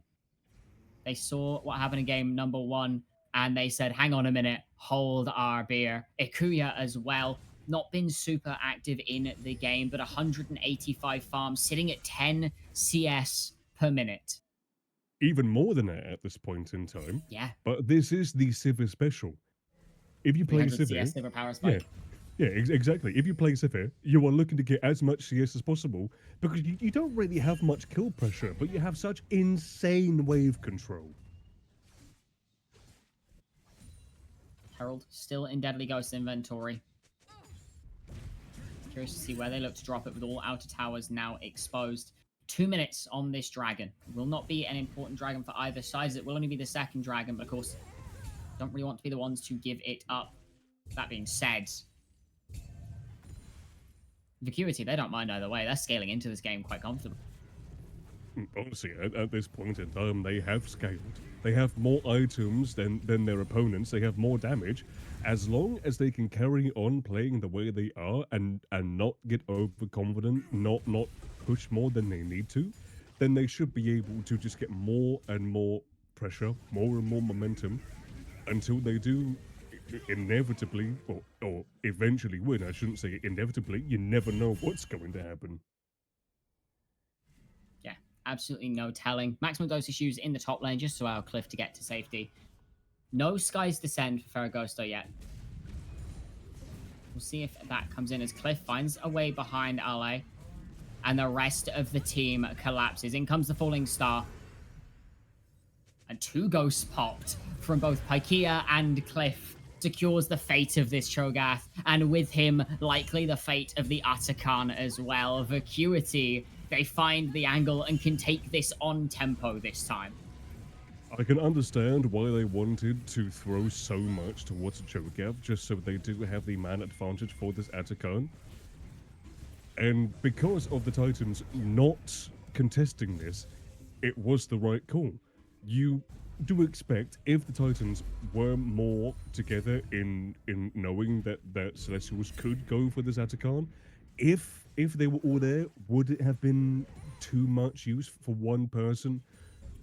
We're never going to know.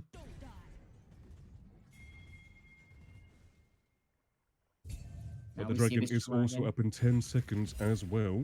Absolutely, it seems like that TP. Yep, it seems like that Vacuity are also going to get this more or less uncontested. The Viego not in the right place to get this. So that is going to be the first... Oh, everyone is starting to come around. Are they actually going to try and contest this? Certainly could. In comes the Rupture as Ghost has that ultimate dropped on him, but the hook goes wide and Magnet's too, but Pykia is already dead. Alander is available, but they are not going to look to step in too aggressively. Pharah is on his way, however. They could look to maybe take a punish here. Never mind. Falling Star was used, did not tag onto anybody.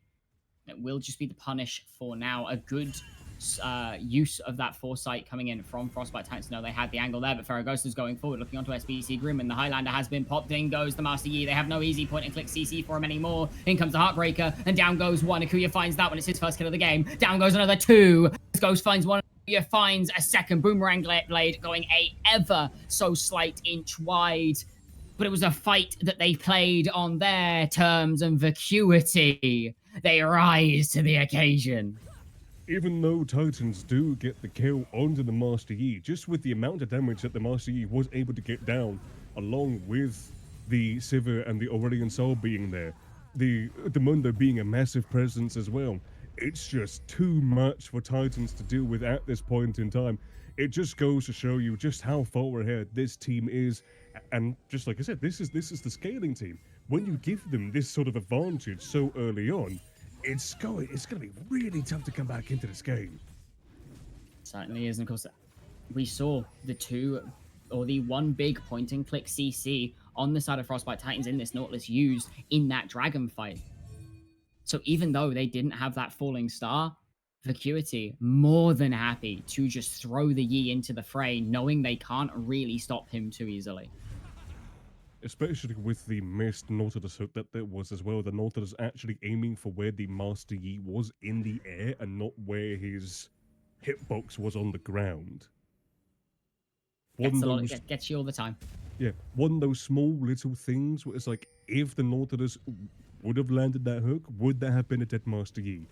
I would also say that just the rail and the Master Yi being there in that dragon, with how far ahead that this team is, you would expect that they'd be more on the same page of everyone being there, just wanting to ensure that they do secure this dragon with no hitches. But Yeah. they do make up for it. They won that team fight. They got the first turret that is in the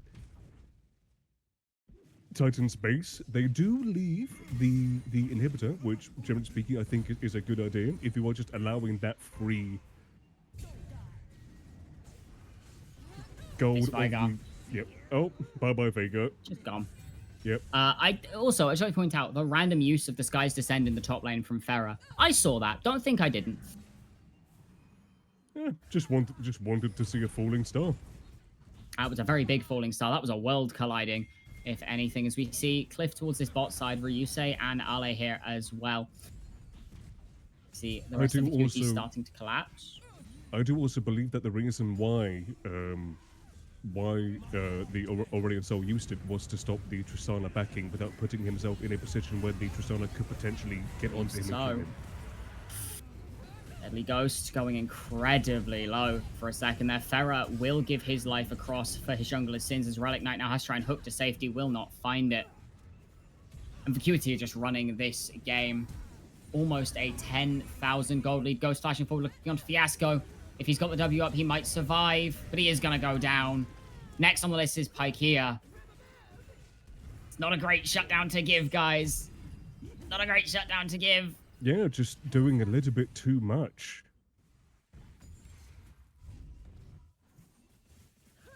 The idea of it, I can understand completely 100%. I will say that when the Aurelion Soul is in turret range and taking turret damage whilst using his Q and not realizing it until he dies is a little bit silly. But afterwards, you know, once you do get the Nautilus and stuff, you should be happy with that. You should be telling yourself, yep, that's fine, we can go back now. Because when you try and overforce, when you try and force your hand too much, that is when the opponents are able to potentially come back. Because that's 2 kills. That's a shutdown for the Tristana, and even the Veigar gets a kill as well. You are giving the damage of your opponent a chance to be able to get back in this game. And it most likely is going to be fine, but if they play recklessly like that again, it's gonna get tougher and it's gonna get iffy. Certainly is. Giving that shutdowns like that across this Veigar and this Tristana is how you start to put yourselves in a difficult position. But 3 items completed for both Akuya and Deadly Ghost, and nearly there for Ferragosto as well, as the second dragon of the game for Vacuity will be secured. The Baron is up and available, and you can see that maybe Titans were thinking about it. They mostly just want to try and get control.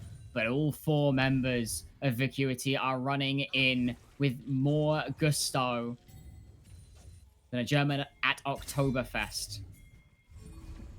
Now we enter the standoff. Akuya going back to try and catch waves. Also going down, but a hook lands. Flash roll from Ale. In comes another knock. If the rupture is there, it will be enough. Stunned up by the cage. Heartbreaker comes in. Ghost falls. Pykia will be next. Akuya stunned up by the cage as well. Has the spell shield. It runs out before he gets the chance to walk through the cage, and he'll drop 2. Cliff finds the inhib on the bot side, but it's 3 very swift kills for 1 on the Nautilus, and there's not much left to be done for Vacuity. They're overplaying their hands ever so slightly, and while they get 2 inhibitors, they lose position on the Baron. That's the fight that Titan wanted. Even though they do lose the 2 inhibitors, if anything, you're also fine with that, because that's just more gold coming into you. But the fact that they were able to catch the Master Yi and stun him for so long that the Yi wasn't able to do anything. The Viego going in, getting that kill. And also, what 2 more people dying as well? I believe so. That's what you need to get from the side of Titans, and that's what you don't need to give them on the side of Celestials, on the side of Vacuity. You need to understand, hey, we're not all here. We have taken the vision away from them in this river. We all need to go back as one. Yeah, absolutely. Just allow yourselves the space to keep playing. This tower will go down as Cliff could look to go aggressive onto SPC Greenman. Instead, it's just going to look to clear the wave. But that leaves one tower standing outside of the Nexus towers between Titan's base and the end of this game. Ghost and Akuya starting up this Baron now. Akuya still sitting at 10 CS per minute, by the way. Just going to throw that one out there. Siva really is coming in clutch in this game for this player. If the fights are a little bit more standard, they lose the turret on the bot side. But for the Baron, you're more than happy to take that because all it takes is one pick and this game is yours. It's a very good rush of gold for the side of Vacuity. Getting that Baron, the side of Titans, just saying, hey, we really shouldn't try and contest this, especially when all 5 of us are not there. And whilst they do get one turret, it's going to be very rough for them to try and do much of anything at this point in time, especially if Titans actually do play all as one. But we do see the Vika potentially trying to get something onto the Severe, Oh my good lord. but just walking away from her afterwards. Just bopped him in the face with one auto attack and a fifth of his health vanished. The Civi really should not be by themselves. If there was one other person there with the Viego, chances are that Civi is not living. Certainly the case. Farah also had his flash blown right before he took that reset. So also now very, very vulnerable as we see them siege on towards this final tower, and you really cannot afford to give this as Titans, but you can see they're too scared to step up. 5 members strong in the base. Vacuity, they want to find their angle now. Waves are coming in left, right, and center as Fiasco is looking, but the skies have descended. The knockup lands up onto 2, and Relic Note's already dead. Ale full stand under his towers and watch in a horror. Able to find one onto Akuya, but his life will be forfeit as well. Fiasco and Greenman doing what they can, but their lives are nothing more than lambs to the slaughter. Cliff gonna just end the game in the face of the Vigar, and Vacuity secure themselves first, despite a disastrous game 1. At the end of this game, things did start to get a little bit shaky. Vacuity giving a lot of gold away for no real massive reason, but they are still able to compose themselves, get that win, and just like you said, they have now secured first place no matter what. This final game now has no weight behind it whatsoever. Yeah, you can play as you wish. This next game is for pride for these 2 teams, as this win locks the top 3 as Vacuity number 1, Baron Steelers number 2, Frostbite Titans number 3, thanks to points and head-to-head going into playoffs. We'll see if they decide to have a little bit more fun with game number 3, or if they will keep the lossless streak alive, because that is the other thing to think about for Vacuity. Celestial still yet to drop a series, and they've just taken themselves one step closer to keeping that streak going. We're going to throw to a very quick break. When we come back, we will have game number 3 ready for you in what is the last week of Division 4 in VL. Don't go anywhere, because you do not want to miss this.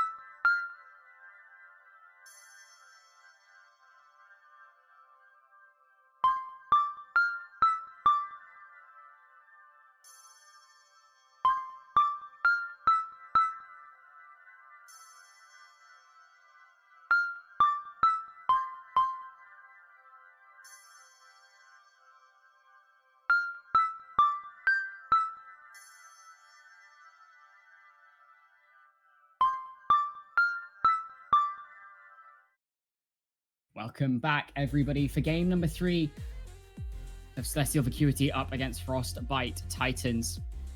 Things rough very, very shortly. I still am Luna. I still am joined by the wonderful Andreas Claymore. And while this match technically has no stakes for either team, we'll see if they want to take it as seriously as possible and play for pride, or if they will have a bit of fun with it. I would personally like for it to be a little bit of fun. I would love to see my baby Smolder played by either of these people. I just love that champion to bits. Either that or Aphelios.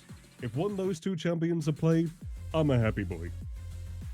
I don't think either of these AD carries play either of those champions. I'm sorry to break this here. They can learn right now. Do you want to let them know that the stream's ready as well? Sorry, random side thought. Did you?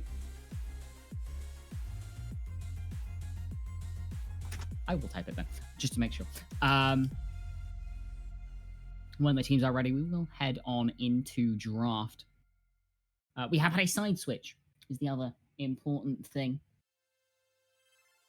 Celestial Vacuity now on the blue side, Frostbite Titans on the red, as we head on into draft for game number 3. See if any bans get switched up meaningfully. Caitlyn still making its appearance in the ban list of Vacuity. Yep, I think, generally speaking, the core bans are more or less going to be staying the same. I doubt there's going to be any real issues when it comes to it, although there is going to be a slight difference where potentially, if the side of Vacuity ban the Misfortune right now, as they do, there is a very high chance that the side of Titans don't even need to ban the Braum. Unless they just really do not want to play into it. Time shall tell. Renata never making it through. Pakia has shown she has a mastery of that champion beyond any other. It's never making its way back to the forefront. It's the Syndra going to be taken away from Ferragosto in this mid lane. More or less the same sort of bans that we are seeing. The Zara does come back. What does that mean is left open? I'm trying to remember. What does that mean that Vacuity are going to first pick is the better question. Oh no, they banned Kai'Sa as well. So does that mean Kai'Sa that... was on the other side. Oh, was it? Oh, never mind. Mm-hmm. Well, either way, Kai'Sa's through no matter what. Yep, Yeah. Either way, Kai'Sa's through no matter what. The other ban, I feel like it was a support. I don't know if think it of which was or one. not. Can't remember which one. Time will tell. We'll see if it gets picked up. The Kai'Sa is up and available, as you say as well. Something Akuya loves playing and is going to get locked in. Now, the issue with the Kai'Sa is that her range at the beginning of the game is not the greatest, other than her W, but she does scale up really well when you pair her with someone like a Real, like a Nautilus. Those champions that are just so CC heavy, it just allows Kai'Sa to get her passive very quickly, and the amount of damage that can come out is insane. Certainly is the ASOL going to get stolen away from Pharah in this game. SPC Greenman going to pilot that one himself. As the Jarvan Hover comes in for Ryusei. Has had 2 games of Viego so far. May not want to opt in for the 3rd. He's just going to lock that Jarvan. The same sort of principle where it's a very aggressive jungler early on. Does not have the insane potential that the Viego has, but will still be able to be a very good host for the Aurelion Soul's ultimate. The Jarvan ultimate with the Aurelion Soul ultimate, a very, very good combination so far. Diana going to get locked in. This could be a flex between jungle and mid. Pharah's pick here really does determine it. And so if they're going to hold that flex or if it's just going to get locked into one of the 2 lanes.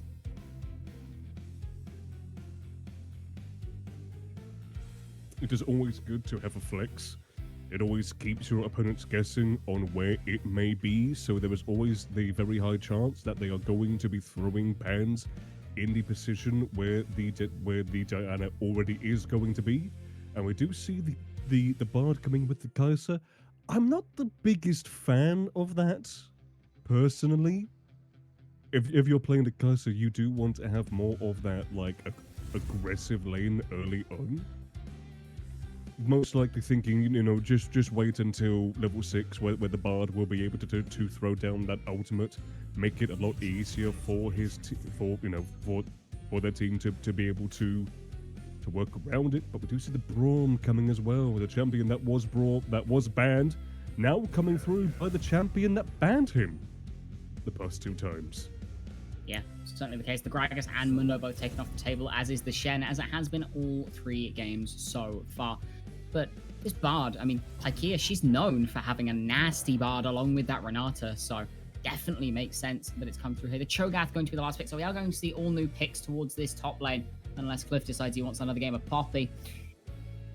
We'll see what the pick is. Kennen going to be the hover for now. Blind picking top lane on the red side does not feel the greatest, especially when you know what the enemy AD carry is. So I'd imagine this is just a hover.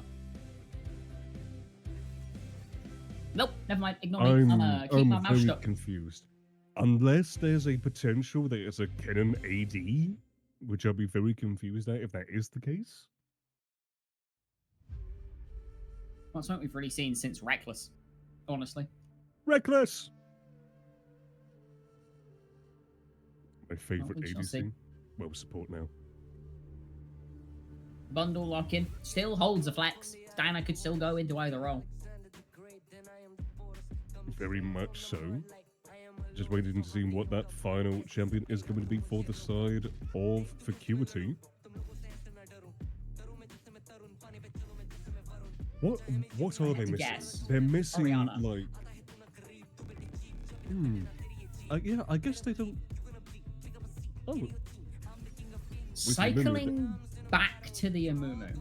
Yeah, that does mean that the Diana is mid lane. I was about to say that they are missing some sort of tanky engage, and that is what Amumu does bring to the table. It's Kennen AD carry! It's Kennen AD!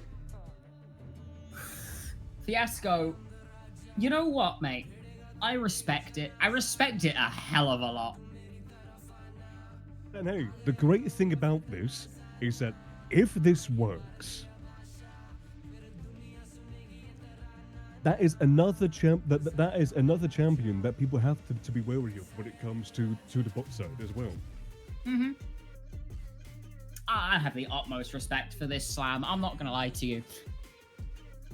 So, we've got 3 minutes to fill. Talk us through what these comps want to do and which side you favor coming into this game based on what we've seen of games 1 and 2 so far. I'm going to start with Titans first, because I did bring up the point of the fact that the Jarvan and the Aurelion ultimates do work very well together, because of the fact that Jarvan will be able to use the Cataclysm to be able to lock in a good number of the Vacuity champions. If they do try and play too close together, that will just allow the Aurelion Soul to throw down the ultimate inside of the Jarvan. And then when you bring the Kennen in as well, that AoE ultimate as well is just going to bring another layer of CC.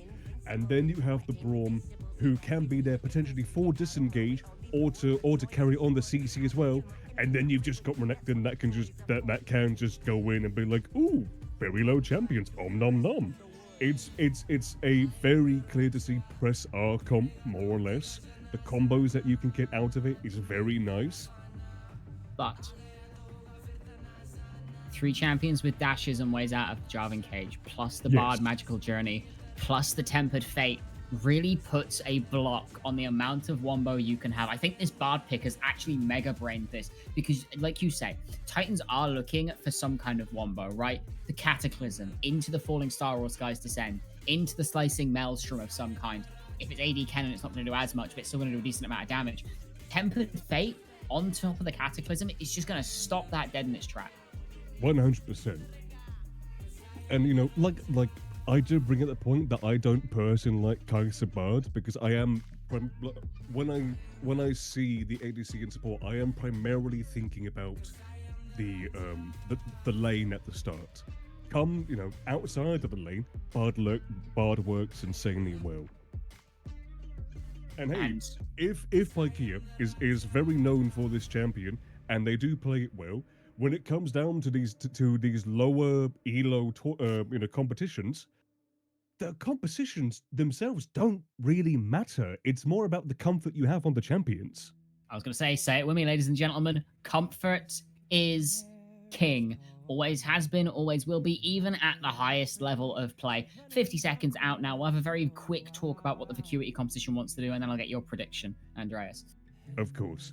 It's actually a very hard one because because like you said, there is a lot of dashes to be able to escape. There's quite a bit of disengage as well, and also a lot of very good engage at the same time. Because if the Diana is able to get multiple people, the Amumu can come in, get a good ultimate as well, and then you have Kaiser and Trundle coming in, being able to do a lot of damage at the same time. And then there's Bard, who's just a complete wild card in this case. I will say that the Titans composition is a lot easier to execute, but if Vacuity are able to play their cards right, it's going to be so hard for Titans to get everything sorted and set up how they want it to be. That it is. The Amumu Diana combo can be catastrophic, cataclysmic, even. If you see what I did there Well, for the side of but that's Titan. Jarvan's ultimate. That being said, I'll get your prediction for game number 3. Who is taking this series, Andreas? We're in a best of 1. The compositions are on your screen, ladies and gentlemen. Who is taking this? Well, I will say that what was on screen was actually our Umbreon and Jolteon. Well, now they see the now they see him all. Hey, all I'm going to say is, it generally speaking does not matter who wins because every viewer is a winner. True. Because when else are we going to see Ken and AD? This is very true. Electrocute TP Kennen AD, no lie. Oh, I think it's an AP Kennen. I don't think it's AD carry Kennen. I think it's AP standard AP that's just setup. even more. Well, I mean, yeah, it Even more does make a wild. little bit of sense, especially because if this Jarvan is going to go a bit more damage orientated, that does mean that the damage is more mixed, so it's tougher to deal with. Certainly is. That being said, this is cooked. I don't know who's gonna win this. I think both comps I are I cooked a little bit. let's just have fun casting it Yeah. Now, because we well, have. that's if we get into the game at all. Oh yeah, true.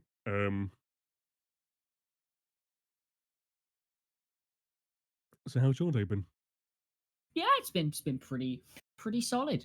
Played a nice chunk of arena today over on That's NA with a nice. friend I haven't spoken to in a while. Son of a I would say what I've been playing for the last few days, but it's a little bit embarrassing.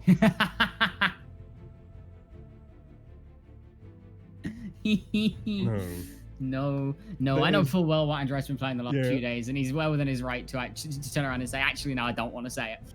yeah. Although to be fair, I still think that's better than playing this game. To be honest, because there's That's no true. one yelling at you.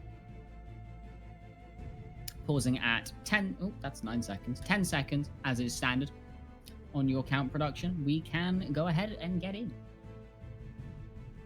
I also love the contrast between our evolution pictures. Your Umbreon is there looking all nice and majestic, and then my Jolteon is just like, "Give me burger." And on that note, we are in the game, ladies and gentlemen. Game, the final week of Division 4 in the Valanth League. And we're immediately into a pause. Yay! Who doesn't love pauses? It wouldn't be VR. Never mind, it's done very quickly. We might get the pause after, but we shall see. What a game it's looking to be.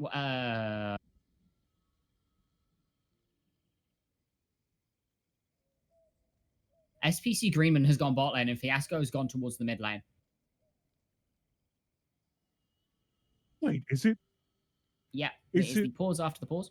is it Aurelion Soul bot lane? I think it might be. We shall see.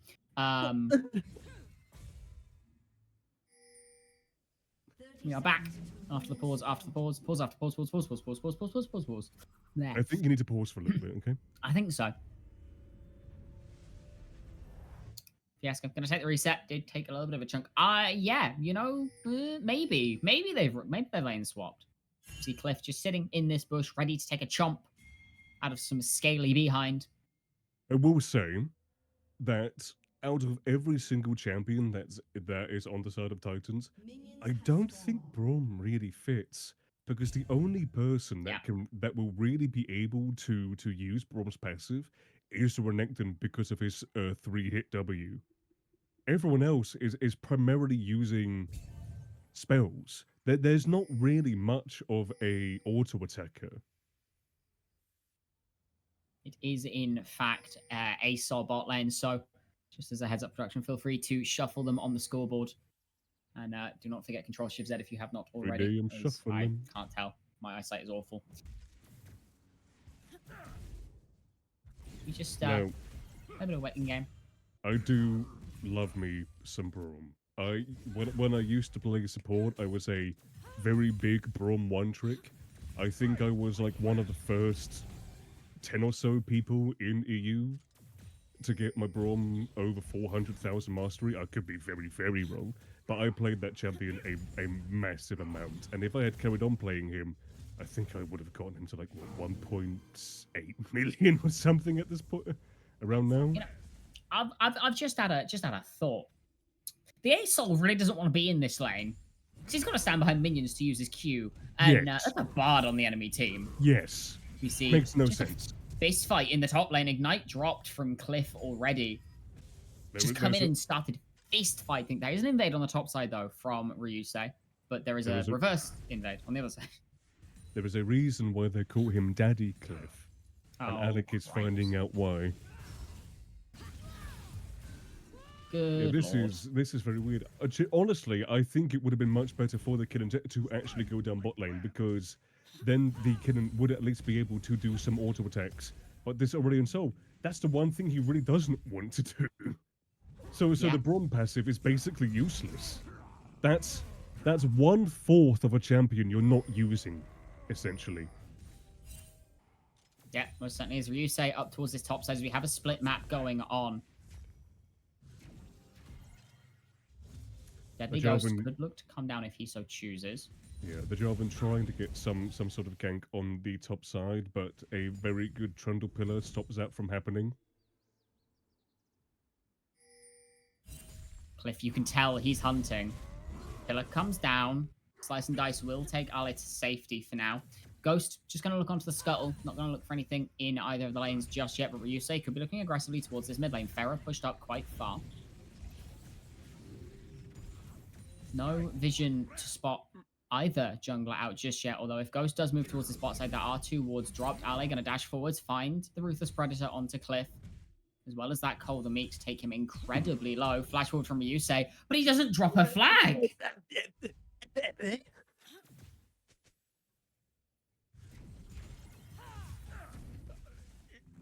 This game doesn't matter, so I think people are trying to limit test.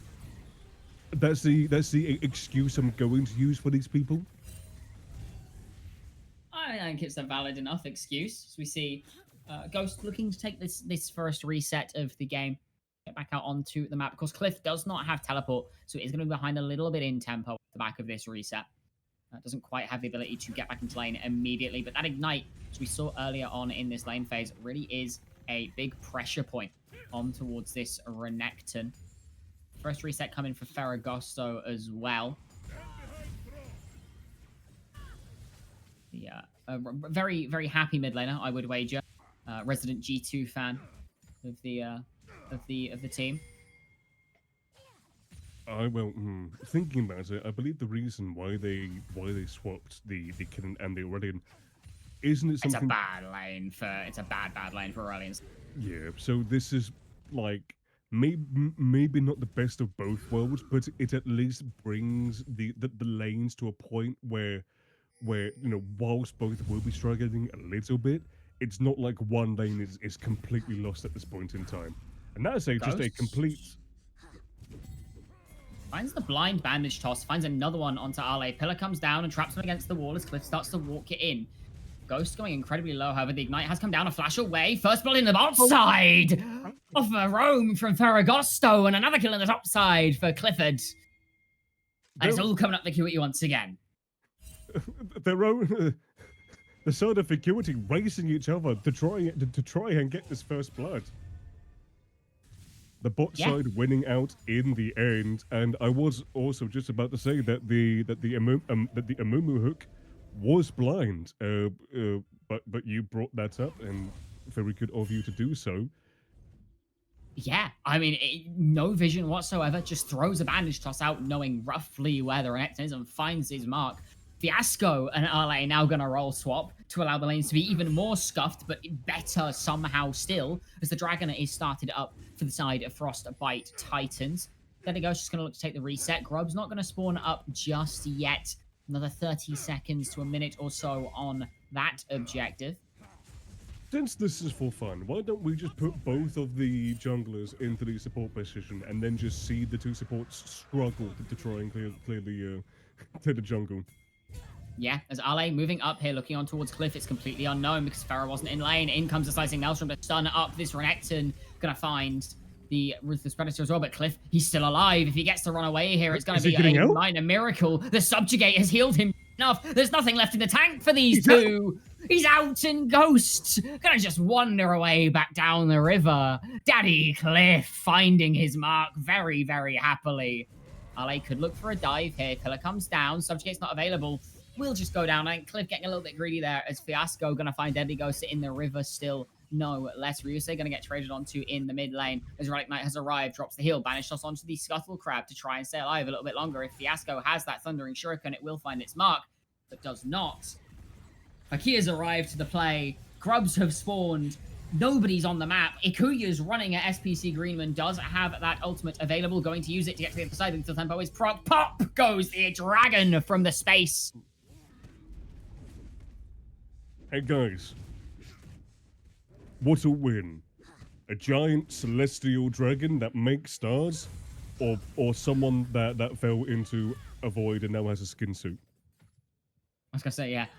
One star dragon or one Carapace girl. As it turns out, we're all wrong. It's the viewers that won. Exactly. The viewers have won everything. But yeah, a very good understanding of how much damage that the Kaiser is able to dish.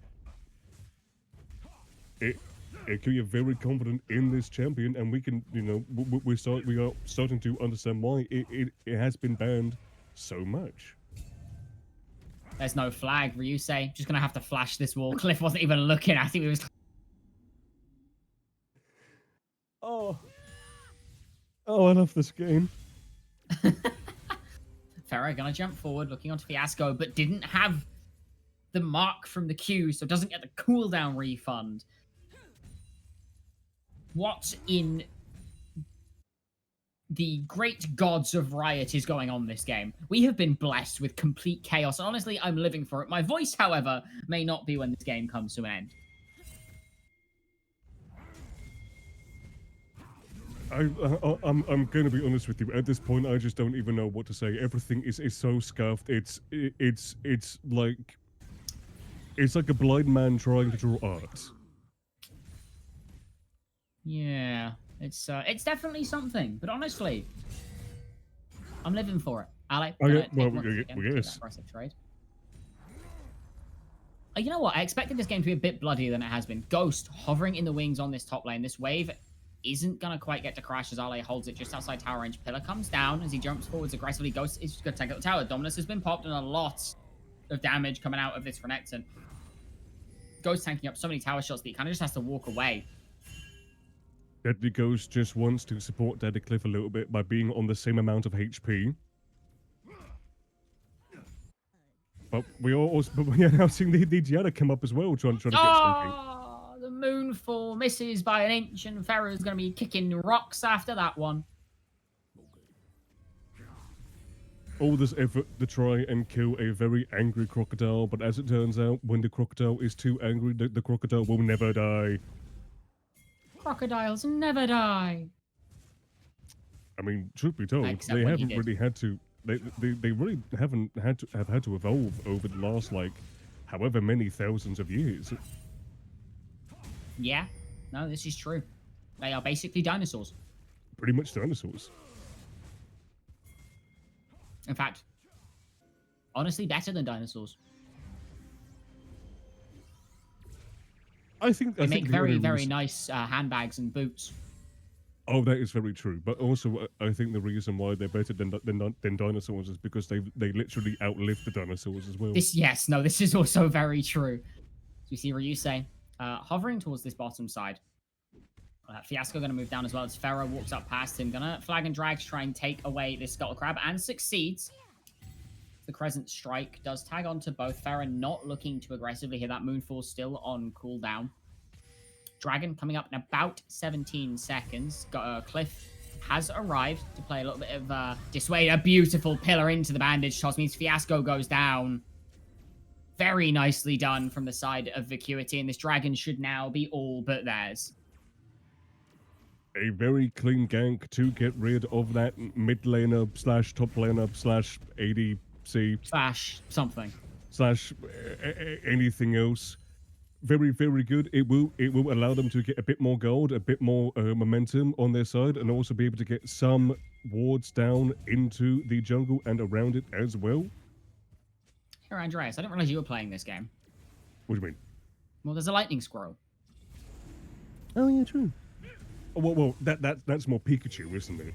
Well, but no, it works. We see Relic Knight stepping up aggressively to try and stop this Dragon going down. Ryusei now going to go in, finds Cal. Yeah, but the Slicing Maelstrom cannot. Falling Star Rock doesn't tag on enemy either, as Rakuya has to flash away. Doesn't have the killer instinct anymore, but Ferragost is onto the backline. Fiasco's going to... And Ryusei now left in a 1 versus 3. SBC Greenman doesn't have that level 9 yet. Shut down onto Ghost for this Jarvan, but it does not matter as Pharaoh picks up a second in the fight. The Dragon will be Vacuity's, as will the blood on the battlefield. You brought up the fact that there was multiple dashes on the side of Celestials to be able to try and get away from the chain CC that the side of Titans can bring, and you just saw it right there. Jarvan ulting onto the Kai'Sa. Kai'Sa dashing away to get out of the way of the Aurelian ultimate. Allows her to live, allows her to pick up 2 kills as well. Yeah, Cannon not able to get in either. Subjugate used in the top side as Cliff able to seal away some AD and some health with the RQ combo. There's a ward in this bush. The pillar's going to stop Ally's back. Banish Toss will tag. Curse the Sad Mummy is not up and available. Slice and Dice will let him in. But the colder meat, colder Cliff. And Ghost is up in a 1 versus 1 against this Renekton. Should win out in the long term. But the Colder Meat is doing so much work. One more auto will get him there. But he might fall to the wave. Not quite. Ryusei is in the area. Could look to go for the dive onto this Amumu, but it doesn't look like he's going to regress too far. Never mind. Ghost is going for the wave. This allows the Jarvan the perfect chance to just try and take this shutdown. Level up will come in, but the flash flag and drag means it's the end of the Sad Mummy. Died as he lived, completely friendless. Temper Fate ever so slightly wide. Yeah, Everyone dies. Whilst crocodiles do like the water, the tears of Amumu were too salty for the Renekton, therefore making him slowly die in the end. Yeah, fair. Honestly, yeah, I forget. That's it. I guess Renekton's a freshwater crocodile. I do think they do tend to stay more in the ponds and swamps and that sort of stuff. Yeah, some, but different species and whatnot. Yeah. Ferragosto looking for a roam towards this bot side again, but this star, this name of ability that I cannot remember. Really just stopping the wave dead outside the tower means a dive is almost impossible. Cliff gonna look to aggress onto Ally once again. Doesn't have a completed item just yet compared to the Eclipse of this Renekton, but still more than happy to just fist fight him on repeat. Ryusei up towards his top side, looking on towards Herald. If they get this Herald, it will secure them the feat of Monster Slaying, and then we're just looking at the first tower to fall to secure the feats of Strength. But is going to get pushed off at Ferragosto now, moving up as well. Flag and drag out, but he's basically on top of the Diana. When Full comes in, it's blocked away from Cataclysm goes in, but it just does not matter. Pyke is here to dissuade any further approach. And the Herald now, it's just going to have to be forfeited to Vacuity. Yeah, a very, very good lockdown onto the Jarvan, and whilst Jarvan does try to get something out of it, he is just too far away from his teammates for them to be able to save him. And again, like, it does feel a little bit... Oh, where are you going? Camera, please! I can't see! Now you can. Herald does go across, as you were saying. Still looking to abuse this Renekton. Cliff has had enough of being weak side. He wants everybody in his lane all game long. Pykia not able to find the stun. He could use the Roost of Cursor, but in comes Deadly Ghost with that banish toss. Curse Salmon comes down as well, and the Dominus has to be popped. Tears are coming down. Ghost is taking a lot of damage, but a good pillar, a good subjugate, a good bandage toss. Cliff finds the kill on the subjugate, and nobody falls. The cycling of abilities is unbeknownst to Ale. In goes Akuya, looking for the solo kill onto SBC Groom, and he finds a second one in this game. It's a killing spree for this Kai'Sa. Good lord. Kai'Sa is one of the best 1v1 ADCs out there just because of the amount of damage that she is able to get out, and you see it right there. The Aurelian Soul just being completely thrown away because of this. And I will say, in terms of the top side, just like you said, they absolutely hate that Crocodile. They want to see him dead. What I do find funny is the fact that whilst the Amumu and the Bard were struggling at the start of that, the Trundle was just attacking the minion wave to try and push it in so he could come through perfectly fine. Still takes turret aggro. It does get the tower in the end, though, as we see in the mid lane. The Moonfall lands from Fiasco. Crescent Strike goes ever so slightly wide, meaning this cannon should survive another day. Feats of strength go across to the side of Celestial Vacuity for the second game of this 3. Yeah, I mean, it was becoming a really close series, but now you are starting to see that Celestials are starting to get the upper hand with the small little skirmishes that they have been winning. What was once just a simple 2k gold lead in 2 minutes has become a good, well, just over 4,000. Vacuity going to be very happy with the situation they find themselves in. Off of what was a very, very rough game 1, they have found solace and brought themselves back. And this is more like the Vacuity we are used to seeing week after week after week. Herald is going to get popped in the mid lane to try and break open this tier 1 as the dragon has spawned. But, oh. Drifting. Farah has his license. It's all good. It's all fine. Gonna get in it again, though. And look to go down towards the bottom lane. A very good use of this Rift He's driving. Yeah.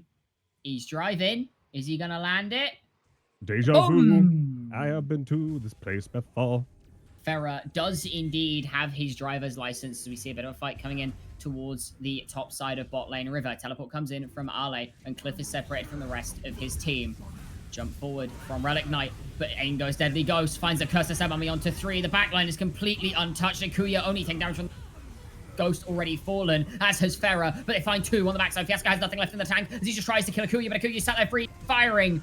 Barrier comes in, flash away, Ryu says the only one left alive, does find onto Akuya, but Cliff and Pyke are happy to clean it up. It's a triple kill for the troll of the top lane, a complete ace, and a dragon for the side of Vacuity. A team fight that nearly went the way of Titans. Oh goodness. The Kennen ultimate doing very good to stun 3 people. The Jarvan ultimate coming in after that, forcing those 3 champions into this very small circle, allowing the Aurelian to get his ultimate down. Honestly, from that point, I wouldn't blame anyone thinking that was one on the side of Titans. However, Vacuity coming back, the Kai'Sa able to live for long enough to get a good amount of damage down, able to get a couple of kills, and bring that Jarvan down to the point where the Bard and the Trundle were able to simply clean up the rest. I will say, before that fight, Pyke on this Bard got a very, very good ultimate down onto 2 people, allowing them to get to safety. If Pyke dies there, a completely different fight. Yes, Absolutely. That Tempered Fate on top of the TP completely stunted the fight. They had to wait for their action to come in. It allowed Vacuity to group up and Cliff to have this wonderful flank. So a very, very good use of that Bard ultimate as they just look to start up Atacam on their tempo. Pharah going to TP into this, and we could see yet another team fight come in. Cliff just going to bash onto this trundle, onto the Renekton in the top side. Ryusei and SPC Grooman are both rotating up, but this objective is already dead. This is a very good neutral taking team. Kai'Sa, Diana, and Amumu kill it so fast. Another good Tempered Fate onto Ryusei means this Jarvan is not long for this world. Falling Star tags onto two, but Ghost finds a good flash bandage toss, and down goes the Ace Soul as well. You may be the creator of this world, friend, but you've got nothing on a sad little mummy. Everyone always says that you should never meet your maker, but this side of Vacuity not only met their maker, but they beat him down right where he stood, or floated, I guess. Yeah, that'll do. Ghost looking aggressive onto Fiasco once again. Such a massive turn from game number one, what we saw from Ghost in this series. The Amumu looked very uncomfortable in game number one. Looking so much better this game as he's found yet another angle onto Ale, forces the Dominus. A good flash pillar from Cliff means this fight might go their way as Akuya arrives on the edge of the slicing Maelstrom, and Cliff still lives. He's unstoppable. It's a kill apiece. Down goes Relic Knight for a double for Akuya. SPC Greenman has arrived and realized he wants nothing more to do with this fight, so just a flash away. It's absolute disaster. The map over for the side of Frostbite Titans. They're going to lose yet another tower in this mid lane. The Jarvan cannot do anything to try and get into this fight because there's nothing left in the tank for them. And just like that, Vacuity have turned from what looked to be paper in a shredder to a meat grinder of their own in the last two games. And Titans is on the menu tonight. I hope you're hungry for burgers. Nearly 23 minutes into this match, and there is a 10,000 gold lead for the side of Vacuity. This is probably like the most one-sided game that we have seen, and it has only become one-sided in the last 8 minutes. Very good point out from chat there, by the way, as well. Off the back of the fight where they managed to find two after the Atacam, Pykia with that unsealed spellbook finds a teleport bot lane to punish wave tempo as well and get that wave crashing. Honestly, Pykia has been having an incredible couple of games. The Rel last game and now the Bard in this game, so incredibly impactful in finding the success for Vacuity.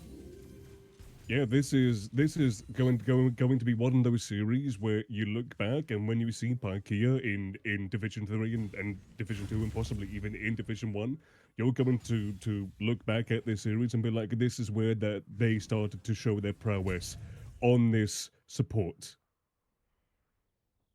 Yeah, absolutely incredible series from her since that first game. The Leona, it didn't look amazing.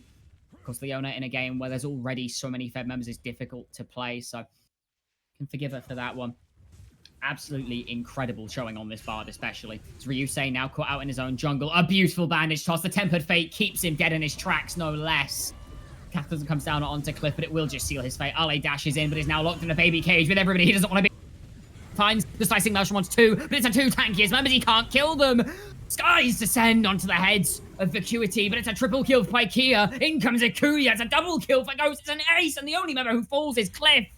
That could be game. Pharah's pushing bot. 3 members top lane, and Vacuity keep their hopes alive. They locked first already. The streak is the only thing left on the line. They look for the mid lane tower.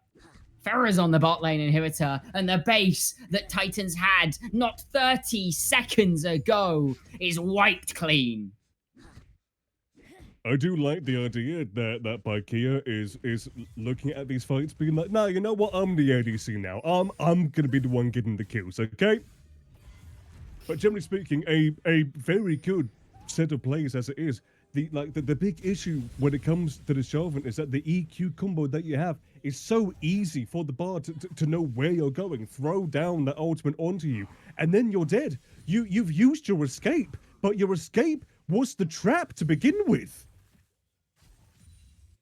Yeah, like rats in a maze. Titans, this game, there's nothing left for them. can see it's just a formality to get vision down around this Baron. And once that Baron goes down, one fight will spell the end for the side of Titans, I would wager. It's been such a good series so far. I really wish this game was just that little bit closer to capstone it all. Dragon's available. Vacuity are happy to give it. They're just going to do the Baron and put the final nail in the coffin that is Titan's resting place. I will say, in that last fight, Titans did do their very best to try and get back into it. The amount of damage that they were able to bring out with the Kennen ultimate and the Aurelion Soul ultimate right down onto him did kill Cliff and nearly killed two other people as well. But they're just too far behind. If they had done that when it was a lot closer, then yeah, like as we're looking at it now, when it's a over 13,000 gold lead, who knows? It might have been only 5,000 or possibly even less at this point in time. But Vacuity have just been so good at getting that momentum and just pushing it. Like the snowball right now is so huge that even Nunu and Willamp are jealous of it. 14,500 gold in the lead. A wave in top lane, a wave in bot lane, a Baroned up cannon in the mid lane. And it is just a formality at this point. Ghost flashing in, finds a 4-man curse the Sad Mummy. 2 members are already dead. Down goes Ghost for his sins, but 4 are gone for Titans. And Greenman can do nothing but watch in horror as the game falls apart in front of him. It's a triple kill for Cliff. And a 2-1 win for Vacuity. The celestial win streak lives on. Congratulations to Vacuity getting that first place. And you have seen as these games go on, they have learned from their previous mistakes. In this game, I did not see an ounce of overpressuring to the point where it was damning to their lead. There was no real section where Titans were able to get back any sort of gold for them. There was no real dent. It was just a mountain for them to climb, and the mountain just got higher and higher and steeper. And by the end of it, that's it. Yeah, A very dominating win for Vacuity. Most certainly was an absolute stomp. It was an uphill battle, as you say. That game number 1 looked so difficult to try and play through. But the mental reset into game number 2, into this, that just was a total masterclass. Comfort champions across the board, 2 games on the nod. And Vacuity absolutely ran with it. We do have an interview with the top and jungle of Vacuity, Cliff and Deadly Ghost. We'll drag them in now and get their thoughts on the series. Welcome in to the both of you. How are you feeling? Oh man, happy, stressed, hot, tired. Yeah. All I can say is I'm very sweaty. Yeah, that's understandable. Honestly, I don't think I'm not sure if I'm not sure if we're doing much better between games. We have all been complaining about the heat. It's awful. Don't like summer. Don't like winter either, though. So that is just me. Andreas, have you got any questions for our winners of today and the first place team heading into playoffs for Division 4? Well, as a matter of fact, I do. Brilliant. So,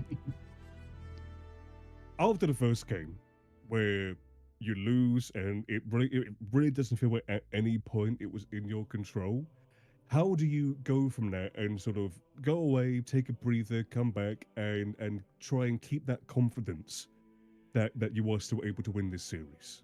Where does it come from? I think, we're mostly experienced players on the team at this point. We have performed well against every team. We've beaten teams that Titans have beaten. We literally sat down after the game and very objectively went, this is what we did wrong in the first game. This is what we should do to counteract that. we were really, really, really unproactive in the first game, and we just decided we need to be proactive. We need to just be doing stuff. It's the better way to play the game, and I think, yeah, it proved that proactivity was really the key that we were looking for games 2 and 3. Yeah, Mhm. I think I'll just echo what Cliff said. Like we realized that we had a comp that we really should have won the game on based on draft alone, and then once we realized that we were not executing properly, in the post game, we just said, okay, we can change up the draft, or we can do the same draft, but we have to be proactive, and proactive we were. Good stuff. This is something that I did bring up to Luna whilst we were casting. A lot of teams that have become first place in previous years have either completely faltered when it comes to playoffs, or simply did not find a way to win in the finals. How are you going to keep this momentum and ensure that you go from first place in the group stage to winning the whole division in the playoffs? Ghost, you got something to say, or?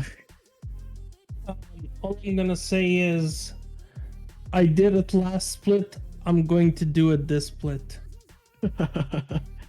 Hey, I mean, Ghost and I, we unbeaten regular season last split, didn't drop a game, all the way through to 3-0 in grand finals. We know we have the experience. We know what we're doing. We know that the worst thing that we could do right now is take the foot off the gas, so to speak. So it's still go, go, go. It's still treat every team like every team is going to shit on us. And, we discuss draft a lot.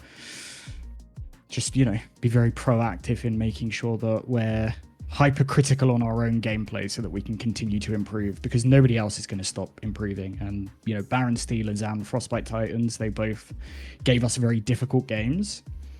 So, on a different day, this could have been a 2-1 to them. It could have been a 2-0 to them. So, we know we just need to keep going, keep pressing. Very, very fair. I've got a couple questions just to round us out. First of all, and arguably the most important one, considering you guys on Frostbite Titans last split were able to take that title, do you feel there is more competition in it this split? Do you think, as you say, you struggling, or you felt the pressure against both Baron Steelers and Frostbite Titans? Do you think there is a world where you are going to have just as hard a time in playoffs against them, or do you think you'll still be able to walk it in much like you did last split? It's difficult to say. Yeah, Cliff, I'm gonna let you take it because I have some thoughts. Okay. I think what we've proven over the last 2 game weeks is that game 1 is our worst game in every single series we've played. Game 1 has always been the worst game we've played every week. Even when we've 2-0'd, game 1's always been bad for us. So I think over 5 games, we should just keep scaling into the series even more. So I think once we go to start going to the best of 5s, it should really give us an advantage. Now, I think the division in general is a lot stronger than last division. I mean, I'm probably going to steal a talking point from Ghost here, but essentially the team that we played in finals just finished last today. So You got me there. So I think I was gonna talk about like how the division this split has actually evolved quite a bit, and we've seen a lot more teams be a lot more proactive in their plays, whereas last split it was like us and maybe a couple of the other teams trying to make some plays, but none of the teams really gave us any challenge whatsoever. They couldn't really respond to our proactive plays, and now we see a lot of the teams making proactive plays, responding to us on the map, going for the cross map. So I think the division in general has evolved quite a bit. So props to every other team for giving us a real challenge. But I also think that we still have a slight edge over. Well, I would say we have an edge over every other team, but I don't think we can take anyone lightly, especially come best of fives, because anything can happen in a best of five. Yeah, fair enough. And final question, just before we let you guys go, MVP of the day. We'll do this with you guys, then we'll hear from Andreas, and then I'll give mine, and then we will let you go. So Cliff, we'll start with you. MVP for the day. Honestly, I think I want to give it to Jake. I was thinking that. I had a feeling Yeah. you were going to say Jake. I think I want to give it to Jake. He I had think an incredible series. Yeah, he performed the best in game one. Yeah, sorry, Akuya. I want to give it to Akuya. Oh, He performed the best in game one. In game two, his scoreline doesn't show it. With only having 3 kills, but I feel like he was like sort of the secondary carry behind the Yi for quite a lot of that game. Whilst obviously you're waiting for the ASOL to scale up, and like he ended on like 300 CS in a 30-minute game, right? So, Yeah. And then this last game he played really, really well as well. So I think I'd give it to Akuya. Ghost. I steal a Baron. I get incredibly ahead in game 2. Game 3, I get like multiple 4-man ultimates, and this guy just gives it to the AD carry who got the kill served on a platter. I'm just kidding. I I'm usually I'm kill just kidding. more Piker. yeah. I think either one of the bot lane should get it. Like both Pika and Dikuya had a good series, especially Pika in that game number 3 with the Bard was just incredible. I think overall I would give it to Ikuya, but a slight edge. But I would also give a huge shout out to Pika. Andreas. If we are talking specifically about game 2, then 100% you do deserve it, Ghost. But in terms of the overall series, I genuinely think Palkia deserves it the most. Yeah, I can't argue with that, to be fair. Yeah, not that. I was going to say Pakia myself as well. So I think it can go to either of the bot laners. I think can we call it the bot lane as a whole? Is that something we can do? Oh wait, No. it's our Yes, turn. it's Of a course bot we lane. can. Yeah. We can give it. Yes, it's our stream. We can do whatever we want. I can do whatever the hell I want, and ain't nobody gonna stop me. On that note, thank you both for joining us ever so much. We will let you go back to your team and continue celebrations on finishing first in the regular split and not being the first team to drop the Celestial win streak. So congratulations there. There was some worry. Yeah, let's not talk. You Let's not probably talk will. about. Let's not Maybe talk about the probably fact I will. had to take my fucking shirt off between game 1s and game 2 because I was sweating so much. Let's not talk about the fact that Cliff actually locked in Yi for me. I didn't have to push for it at all. Yeah, on the Yi lock-in, by the way, Ghost was muted whilst we were asking for what jungler we wanted, so I you just just locked in locked the Yi. Yi. Fair enough. Yes. All right. Well, as I say, been an absolute pleasure, guys, and we will chat to you soon again, I am sure. On that note, ladies and gentlemen, that is all from us. Andreas, thank you so much for joining me. It's been an absolute wild ride, but I would rather have done it with nobody else. I am just very happy to see some absolute random crap in the third game, all things considered. If every single time I cast, the final game is just some stupid crap, like when me and Cliff casted the Branch series, Oh god. I'm happy. I'm happy. Oh god. We don't remember that series. We don't Oh, I remember do. that series. Is that That the one was- where Branch got fucking feats Yes, of warfare on his Giga own? fed as Leona. He That got, was he the got one. like the first 4 kills of his team. Yeah, that's the one. Thank you all for tuning in and supporting the stream and supporting the teams. Thank you to Frostbite for being our opponents today, and to the Frostbite stream for allowing us to take coverage for this game. We will be back on Thursday, most likely with Division 1 Celestial Shadow going up against Northern Spirit Esports. I think it's red, but I could be wrong. We will see. While Frostbite, who I once again would love to give a shout out to, we'll be streaming the Celestial Twilight versus Frostbite Mayhem series. So you don't want to miss either of those on Thursday. The Div 2 game, Twilight versus Mayhem, will start an hour earlier. But the Shadow game, our Div 1 game, should be normal time on this channel. Maybe headlined by Cliff? Most likely, yes. Most likely headlined by Cliff. Thank you all so much once again for joining us, and we will see you all again soon. Take care, all. Goodbye.